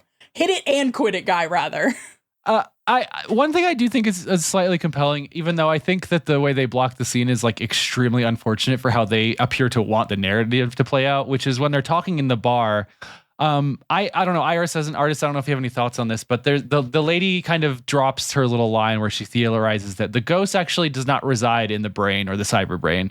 It is in the physical makeup of the face, and that is why people who are wounded beyond facial recognition in warfare or people who get new cyber bodies have a very hard time remaining who they are. Yeah, and that echoes a point that was made actually earlier by Goda, I think. Because he talks about the fact that his perception of himself in cyberspace changed after he was disfigured. Mm-hmm. Yeah, and he specifically decided not to have his face reconstructed. Because he could have had his face rebuilt to look like how he did before, or an entirely different way. Or sexy but he chose to keep he chose to keep the whole like kind of look that he has going on, specifically because this is how I see myself now. This is who I am now. And he thinks my it face makes him is my distinctive. ghost. Yeah. Yeah. And shout out, I'm sorry, to all the girlies with different facial structures and facial disfigurements and stuff. I'm sorry that people with facial disfigurements are always the villain. When that happened, I was like, okay. That was the central thing that made me bring up Pat Labor 2, is because that is a very big thing in Pat Labor 2, along with the whole unmanned aircraft being hijacked thing. But anyway. Anyway, if you decide to carry out an evil plot and you happen to have facial disfigurement, like, I believe in your dreams. Just so you know, you can do anything. Disabled villain pride. I think you should take pride in that. So I got this new decor for the bar. It's a death mask that looks exactly like you and me, and I put it right up there. And absolutely insane maneuvers. That was kind of shooting a shot in a way that we will never see again. I don't know what kind of shot was shot, but someone shot. It's they want this to be like it turns out, this was a stilted lover at the end, and it's like, they had the conversation in the bar 5 minutes ago, which was also the scene immediately before the cop is shot. Like, the way that you ordered everything made it so obvious and uninteresting and blatant that like it was so short. It was so truncated that they could only do exactly. It didn't what hang together at all. It has a very air of like, you know how in some like Scooby-Doo episodes where the Mystery Machine Gang only meet one other character before they meet the ghost, and it's like, well, I think it's probably going to be that one other guy we met on the way here, because there's no other major characters. It's in also this like episode, trying to interpolate like this, like what identity is to a person who's lost their identity. Like, she straight up throws a brain case in the garbage because like she's gone full crazy mode. And it could be cool with the body swapping stuff. And it could be cool if they did the like, well, what if this isn't the real Paz at the end of this? You didn't see who got killed. And instead it's like, it's this weird side plot to the main story I care about. But I also love it in the way that I want every member of Section 9 to be having side plots that are this intense all the time that I don't know about. I will say, I think this episode would have hit better if it was like a twinned episode with the Togusa shooting episode, and they had gone a little less Section 9 is crazy mode, and they had gone a little more, how do you operate in Section 9 and try to lead any kind of intimate life? Because like I said, I think the most interesting thing in that, Blat Togusa's off duty is how they handle his wife and his family. Well, and like, it's fine. It's just that like, what the Togusa episodes do and what the Bato episodes do is they start with the premise. Of this is something that went down during their free time. Bato joined a recreational boxing club. Togusa noticed a thing and has some police context, so he's going to make some phone calls and shit's going to go from there. Things just happen to pause, and all he ever does is, like Alice said, scroll on something. And yes, he has a very Iris, I do agree that the knife fight is sex. Yeah, I don't think it's particularly cool. Who the fuck holds a knife that way, by the way? Yeah. It's Coolest not like shit in the world. It's not. It could be hotter, but you know Not what? all I'm gay sorry. sex has to be perfect gay sex. It just needs to be gay sex. I have to make a point. If you are symmetrically fighting your doppelganger, who is also nuts and is in a weird sort of psychosexual relationship with you, and you both got knives, and it's sunset behind you, that is sex. That is gay sex. You do need to be aware of that. One of you needs to. You do point need to it be out. aware of that. And you need to practice safe sex by not holding your knife like a fucking idiot. That shit ripped. Hey, did you catch the little architectural Easter egg in this episode? Was it the pod building? Yeah, so that's actually the capsule apartment? That's actually a real set of buildings, but they're not in Tokyo. They're in Montreal. They're Habitat 67. They were I've built for heard the of same this. expo that brought the Montreal Expos. They're prefabricated units snapped together into a building. And it was this idea of like, oh, this could be the future of housing. It wasn't, but they are a very cool looking set of buildings. So it's cool that they used them for this. I want to talk about a note that Iris had in here, especially now that we wrap up with this as the end of our first 13. You mentioned in here that so much of this is echoing the first season, almost to an episode by episode basis. And I think from a narrative, overall meta function, it's a really cool commentary to be like, this is a standalone complex. How are we going to do that a second time? Oh, it's just a manufactured recreation in so many weird ways. And I really like it. I really like how much I'm like, yes, I know that they're referencing the first series, but in a way that is elevating at every step. And then my other thought is, I can't believe we had this Paz episode when we're about to get the best side story episode later in this. Whiplash for side stories. I will say I was waiting for Aramaki to call in Aoi, because there's that whole bit where they're looking for the original draft that's been printed, and they kept saying, I think I know a guy. They keep alluding to that, and I kept waiting for them to be like, this guy's back, and they never did it, which I kind of respect. Togusa goes to the library where Aoi is, but we never get Aoi back on screen. He's just Steve kinda Blum was busy doing... Well, I like it. He did not want to be a cop. They don't get him. I think that's really great. But yeah, we are not doing mech ratings this time because this is part 1. We're going to do that next episode. But good to keep in mind that we have seen the return of the Tachikomas. Beautiful, beautiful stuff. The Jigabachi, remind me what that one is? That's Helicopter. the Wasp, the flaccid Wasp limp penis helicopters. No, I'm kidding. This has got it from the other angle, so it looks more like a wasp. And then the Uchicon 7 facility, guard armored suits, which are great. Legally armed suits in the canon of Ghost in the Shell. Yep. Legally. All right. With that, we are going to head to the break, and afterwards, we're going to play sort of a light-hearted, fun game. All right.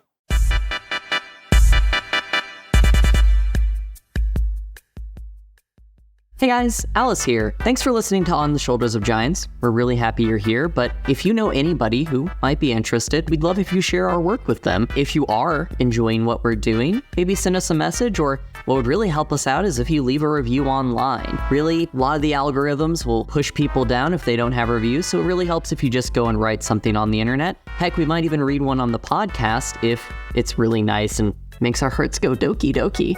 So if you could do that, maybe do it, and thanks again for listening. Now, back to the show.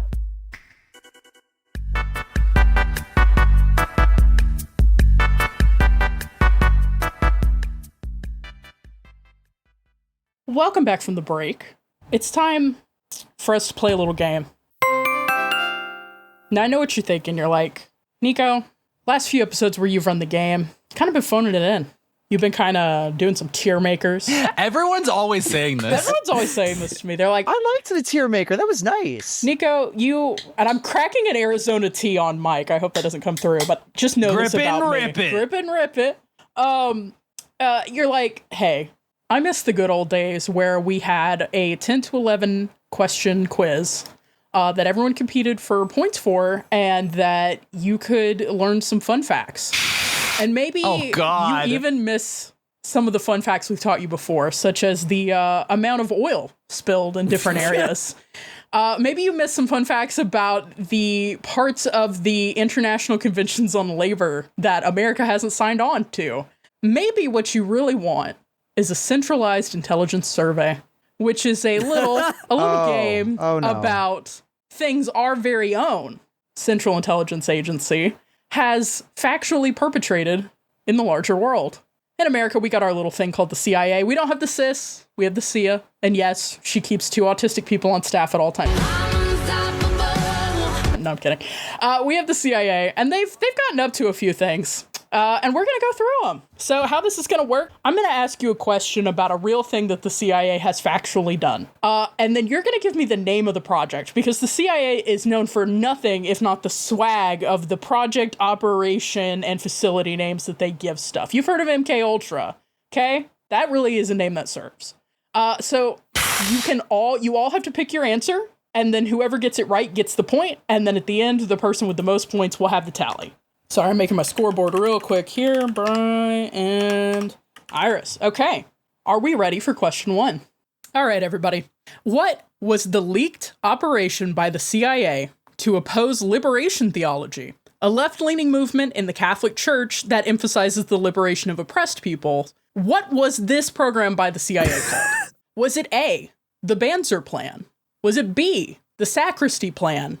Or was it C, the Schism Plan? What are y'all feeling?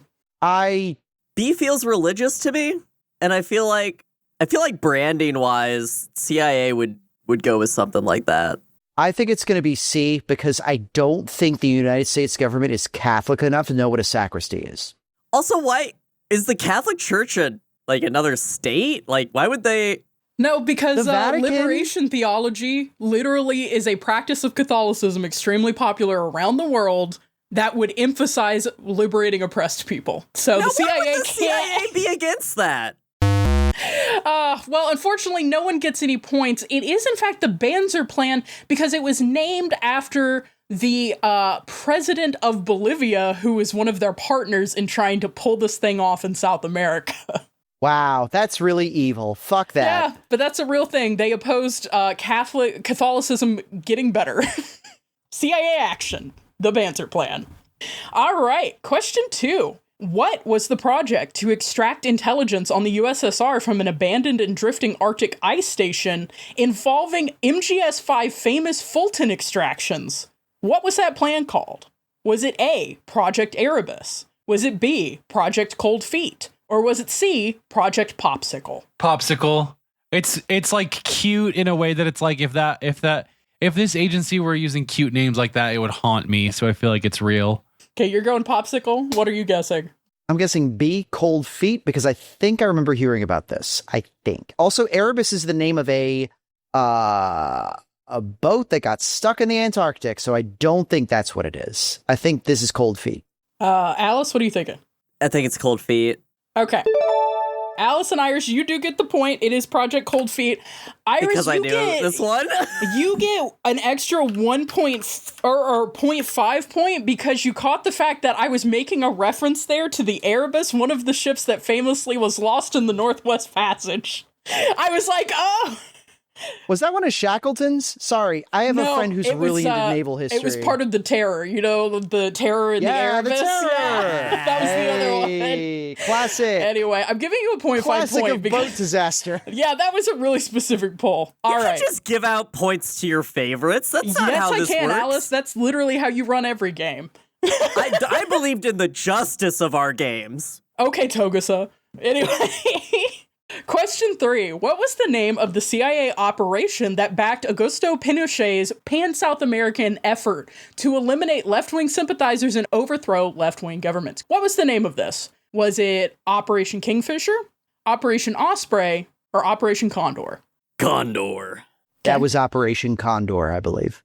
All right, I'm gonna say Condor because I'm so fucking uneducated, and these two know what they sound like they know what they're talking about.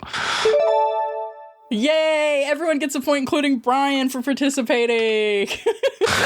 Yes, it is famously Operation Condor. This is a known thing. The CIA worked with Pinochet to try to either stop left-wing socialist governments from coming to be in South America or to overthrow them with coups. So that's fun. That's a factual thing they were part of. Also a movie starring Robert Redford, I think? Yeah. Okay, question 4. What was the name of the CIA interrogation research project that was the precursor to the notorious MKUltra? Was it A, Project Asparagus, B, Project Artichoke, or C, Project Shallot? So hungry. So hungry. I brought you a vegan question. First off, thank you. I'm gonna take a wild shot in the dark and say Project Artichoke. Okay. What are y'all That's feeling, what I'm feeling Brian? as well. Alice? Asparagus. Brian Irish, you get the point. It is Project Artichoke. They named it that. Yay! No, Project Asparagus was to study the effect of the smell of green piss on operatives. I would believe it. I would honestly believe it. The piss test. All right, halfway through, gang. Here at OSG Pod, we hate EA, Electronic Arts.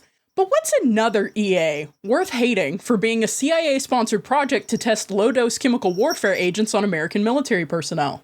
Is it A, the Edgewood Arsenal human experiments? Is it B, the Eventual Arrival human experiments? Or is it C, the Extended Assault human experiments? Gotta be their Arsenal. Arsenal gear? I think it's Edgewood It's on Arsenal. Arsenal gear. They wouldn't call something that they're using on their own soldiers the Extended Assault human experiments. That's insane. I don't know. I think I'm gonna go with that one because I'm feeling very cynical. Oh about... no. Oh, that's beautiful. Unfortunately, Brian, that was one I made up because I'm beautiful and sexy. The CIA one was the Edgewood Arsenal human experiments. That one went on from World War II to the 70s. Because in the 70s, they found out it was happening and everyone got mad. But otherwise, it presumably would have continued. They were just testing that shit. But it was low dose. That's probably fine. All right. It's microdosing. It's fine. Microdosing the Agent Orange and shit. All right. Microdosing Agent. Just to feel something. Jesus Christ. All right. Question 6. Which of these was a real successor project to the previously mentioned MKUltra? Human experimentation project carried out by the CIA from 1953 to 1973. Was it A, MK Supra, B, MK Naomi, or C, MK Frequent? Supra, because that's a good car. Supra. Yeah, Supra. No points for anyone. It's MK Naomi.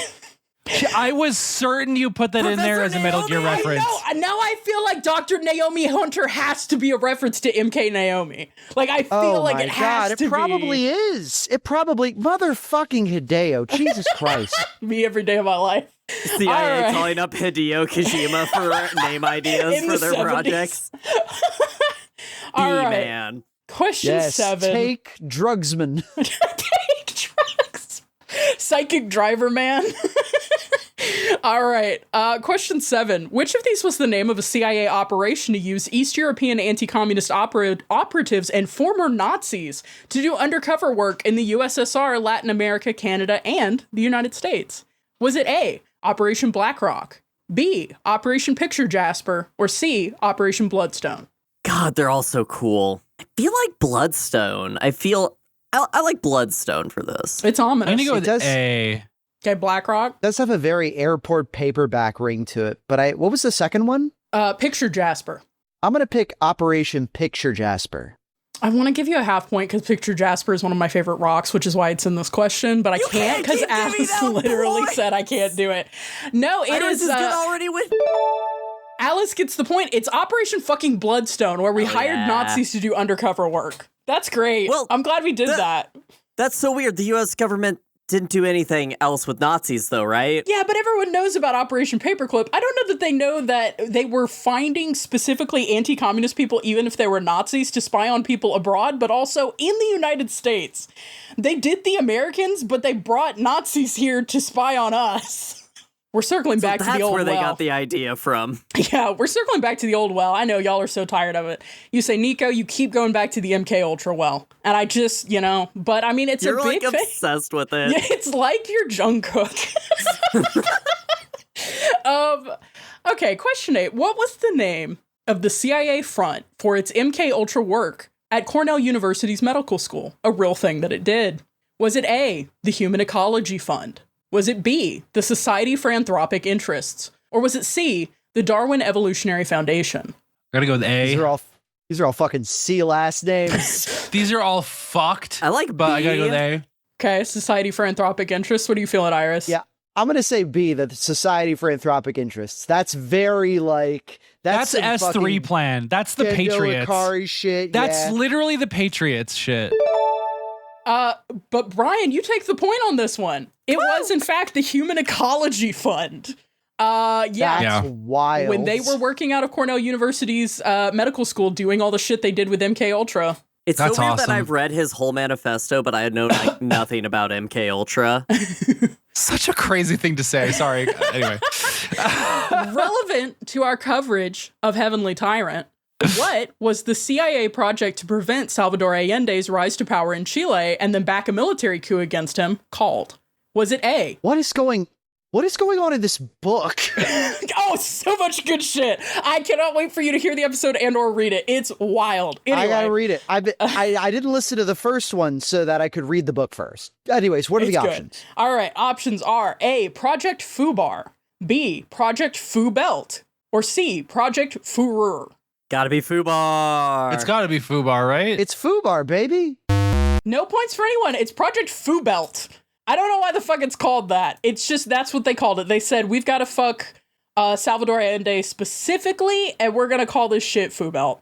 Sorry, I'm trying to find this. Fucked up beyond every little thing you Fucked do up is beyond magic. every little thing we do is magic. I think that's it. I think you nailed it. There's First a try, section first on try, this Iris. Wikipedia article that just says like Chilean reaction, which makes me feel like there's like a YouTube video, Chileans react to Project Fu Belt. Anyway, fuck the CIA for real. All right. Question 10. What was the CIA mission executed under the Kennedy administration to sabotage an alleged nuclear... Oh, yeah, I forgot this one hits a little close to home. An alleged Iranian nuclear weapons program under Kennedy. They've been working on nuclear weapons this whole time, guys. What was the program to sabotage this by using a faulty component, giving them plans for a faulty component called? Was it A, Project Lancelot, B, Project Gwaine, or C, Project Merlin? Project Merlin. I'm going Merlin also. I'm going to say Gawain or Gavin, I guess would be the proper... Or Gavin? Gawain, yeah. That would be the proper Old English pronunciation. It is, in fact, Project Merlin. All right, Alice, but we have one last question. It's a very special kind. What do you think it is? I think it's a bonus question. Beautiful. It is, in fact. All right, gang. What was the name of the aerial recon project run by the CIA inside Iran against the USSR? Was it A, Dark Ralph, B, Dark Gene, or C, Dark Craig? I want it to be Dark Ralph so bad. I do too. I'm gonna say Dark Ralph. No, it's C. I'm gonna go with C. I'm gonna go with C. I want it to be Ralph, but I want to win. It's C. You don't fucking win. It's Dark Gene. For some reason, they named this thing Dark Gene. It has nothing to do with genetics. That's why I went with men's names. It's literally just an aerial reconnaissance program that was run in the 1960s with the support of Iran's former Shah. Dark Gene. Jesus But you know Christ. what? With our help and the help of the trans girl who works at Raytheon or whatever, we can execute Dark Ralph. It's time. Dark Ralph. Dark Ralph. There's still time. There is coming still for ya. time, but it's for Dark Ralph. Is Operation Dark Ralph just burning down a Walmart? It's firebombing a Walmart. From a Walmart, sorry. OSG does not endorse nor encourage the act of firebombing a Walmart or any other anything. All right, let me calculate our points here, by which Boy, I I mean wonder. count how many times I put lines. Alice is gonna kick my ass for real in like 3 days. It was a dead heat. Brian, you put in a great show for someone who doesn't like specifically read Wikipedia articles on military actions. I'm really proud of you. You got 3 points. That was really strong. Thanks. I'm so good at these games all the time. Well, you know, it's payback for when I felt really bad about oil. And Alice and Irish, you were in a dead heat. You were so close. We both love the CIA's You programs. both love the CIA both so the worst. much. Yay! You were both the worst, except I gave Iris a 0.5 point for that Erebus Oh, poll, so you no. won by nepotism. I'm the worst. Which is the best way to deal with the CIA, is to get in with nepotism. Fucking start a coup in a South American country because of this. I was about to damn it. Operation Osprey my Rest in shit. piss, Henry Kissinger, by the way. Yeah. Just You dead that out there. fuck. you dead fuck. That was our game. Good showing, everyone. The CIA is fucking evil. Read the Devil's Chessboard. Anyway, I think we have some listener mail, Brian. We have an important correspondence that's come in for us. I'm getting a call internally. I'm seeing the talking head of our listener. I don't know. I guess, Iris, do you want to walk us through this? Like, what is the context of what we're looking at? This fucked up Lego that may or may not be AI Hey, let's generated. read I can't this. really tell. What do you call the things on Blue Sky? Skeets. Skeets. We don't call them. You can call them that. I just call them posts. We call them I'm not skates. calling them. I'm not calling them jisms, please. What's this post That's I'm way looking better. at? No, I'm going to call them that now. Iris, I couldn't believe you didn't re-jism my posting about Kingdom Come Deliverance. Yeah, sorry, I didn't re-splurt your girt. So this is from a tweet a post by my friend Juniper, lovely friend of mine, also a co-host. Bimbo.city. Yes, also a co-host on my other podcast, Discovers. We just finished cutting the episode for Thud. Get ready for that to be released soon. But one thing June likes is to go through websites that are catalogs of Chinese knockoff Lego sets, because there is a massive market for Chinese knockoff Lego sets, some of which are way more elaborate than any actual licensed official Lego sets. We're talking lights, we're talking motors, we're talking motion, we're talking really elaborate little sets. And one thing that a lot of manufacturers like to do are these sort of figurines that are like, it's a little cartoon character figurine, like a little mascot character, but half of it is a whole bunch of robotic stuff encased in clear plastic. And the justification and for this is that it looks cool as fuck. It looks cool as shit. So this is one that she found that is a little robot with fangs on it, and it's doing a little blush, but half of it is like a bunch of robot parts. And the stand that it's on, as I guess the name of the company or that makes it ACGNS or whatever it is, but then it also has an upside down version of the Section 9 logo from Standalone Complex. Visual reference as well for anybody who needs it. It's also on this shirt I got from Industrial. It says Section 666. You always have the most relevant shirts. I've just got my Racist Ain't Safe in the Dirty South shirt where a gator's eating a Klansman, which is relevant. I would say that in is the same way. literally the most relevant shirt every day, forever. I have a Banana Republic baseball tee. I'm glad you're representing your values. Yeah. Oh, the Sazabi. How do I do it? Yeah. What is that? It's the Sazabi from Shark's No one could see it because it's Counterattack. not fucking focusing. There you go. Oh, so Yeah, it is. Look at that. that. Yeah, Anyways. this thing is fucked. Yeah, my question is this canon to Ghost in the Shell? Yes, this is the Tachikomas in SAC 2045. None of you will be able to disclaim that because none of you watched it. No. And I don't think These you are put it on the crazy. schedule to make us watch it. This is This thing's cool as fuck, though.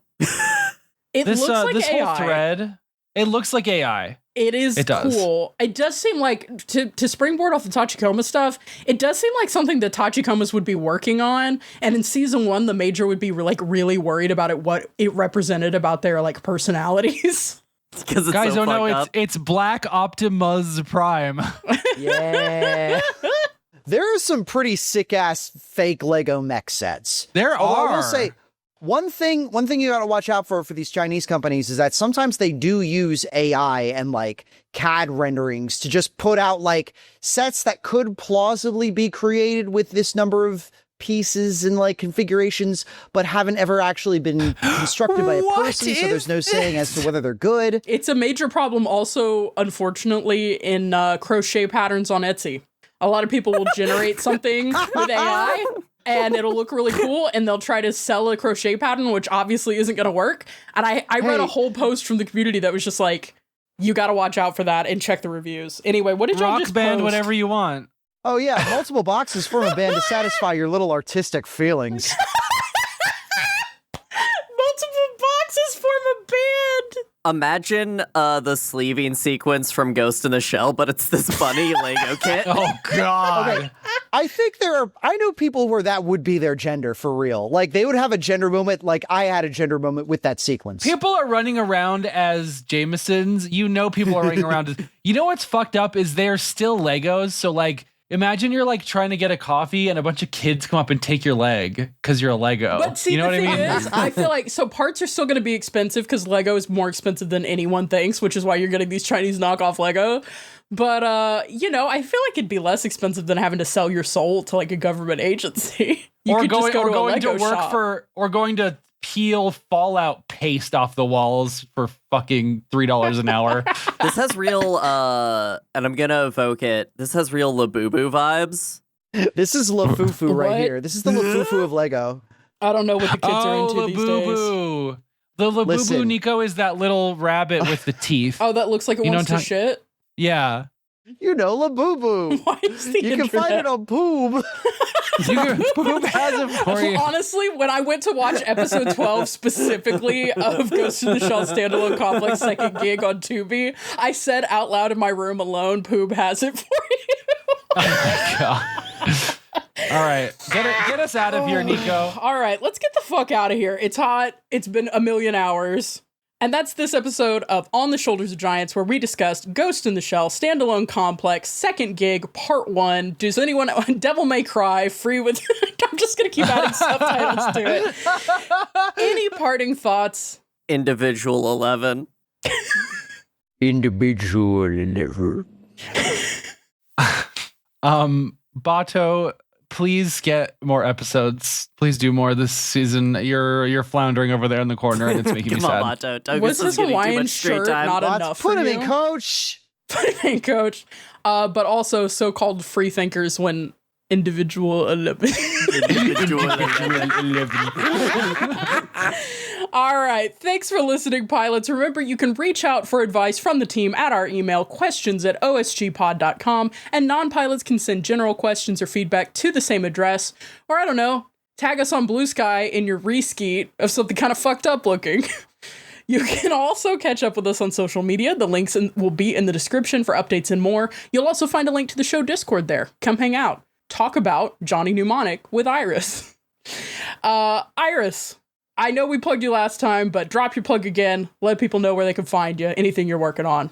IrisJ.net, patreon.com/IrisJ. I have some stuff in my store, shop.irisj.net. You can buy comics to read and objects that are not comics to decorate your life with. Remember, you gotta get the physical media, especially if it's porn. You gotta get it. Also, yes, that's very true. I have physical pornography for sale. It's great. You can read it one-handed if you choose to glurp your gerts and skeet your tweets.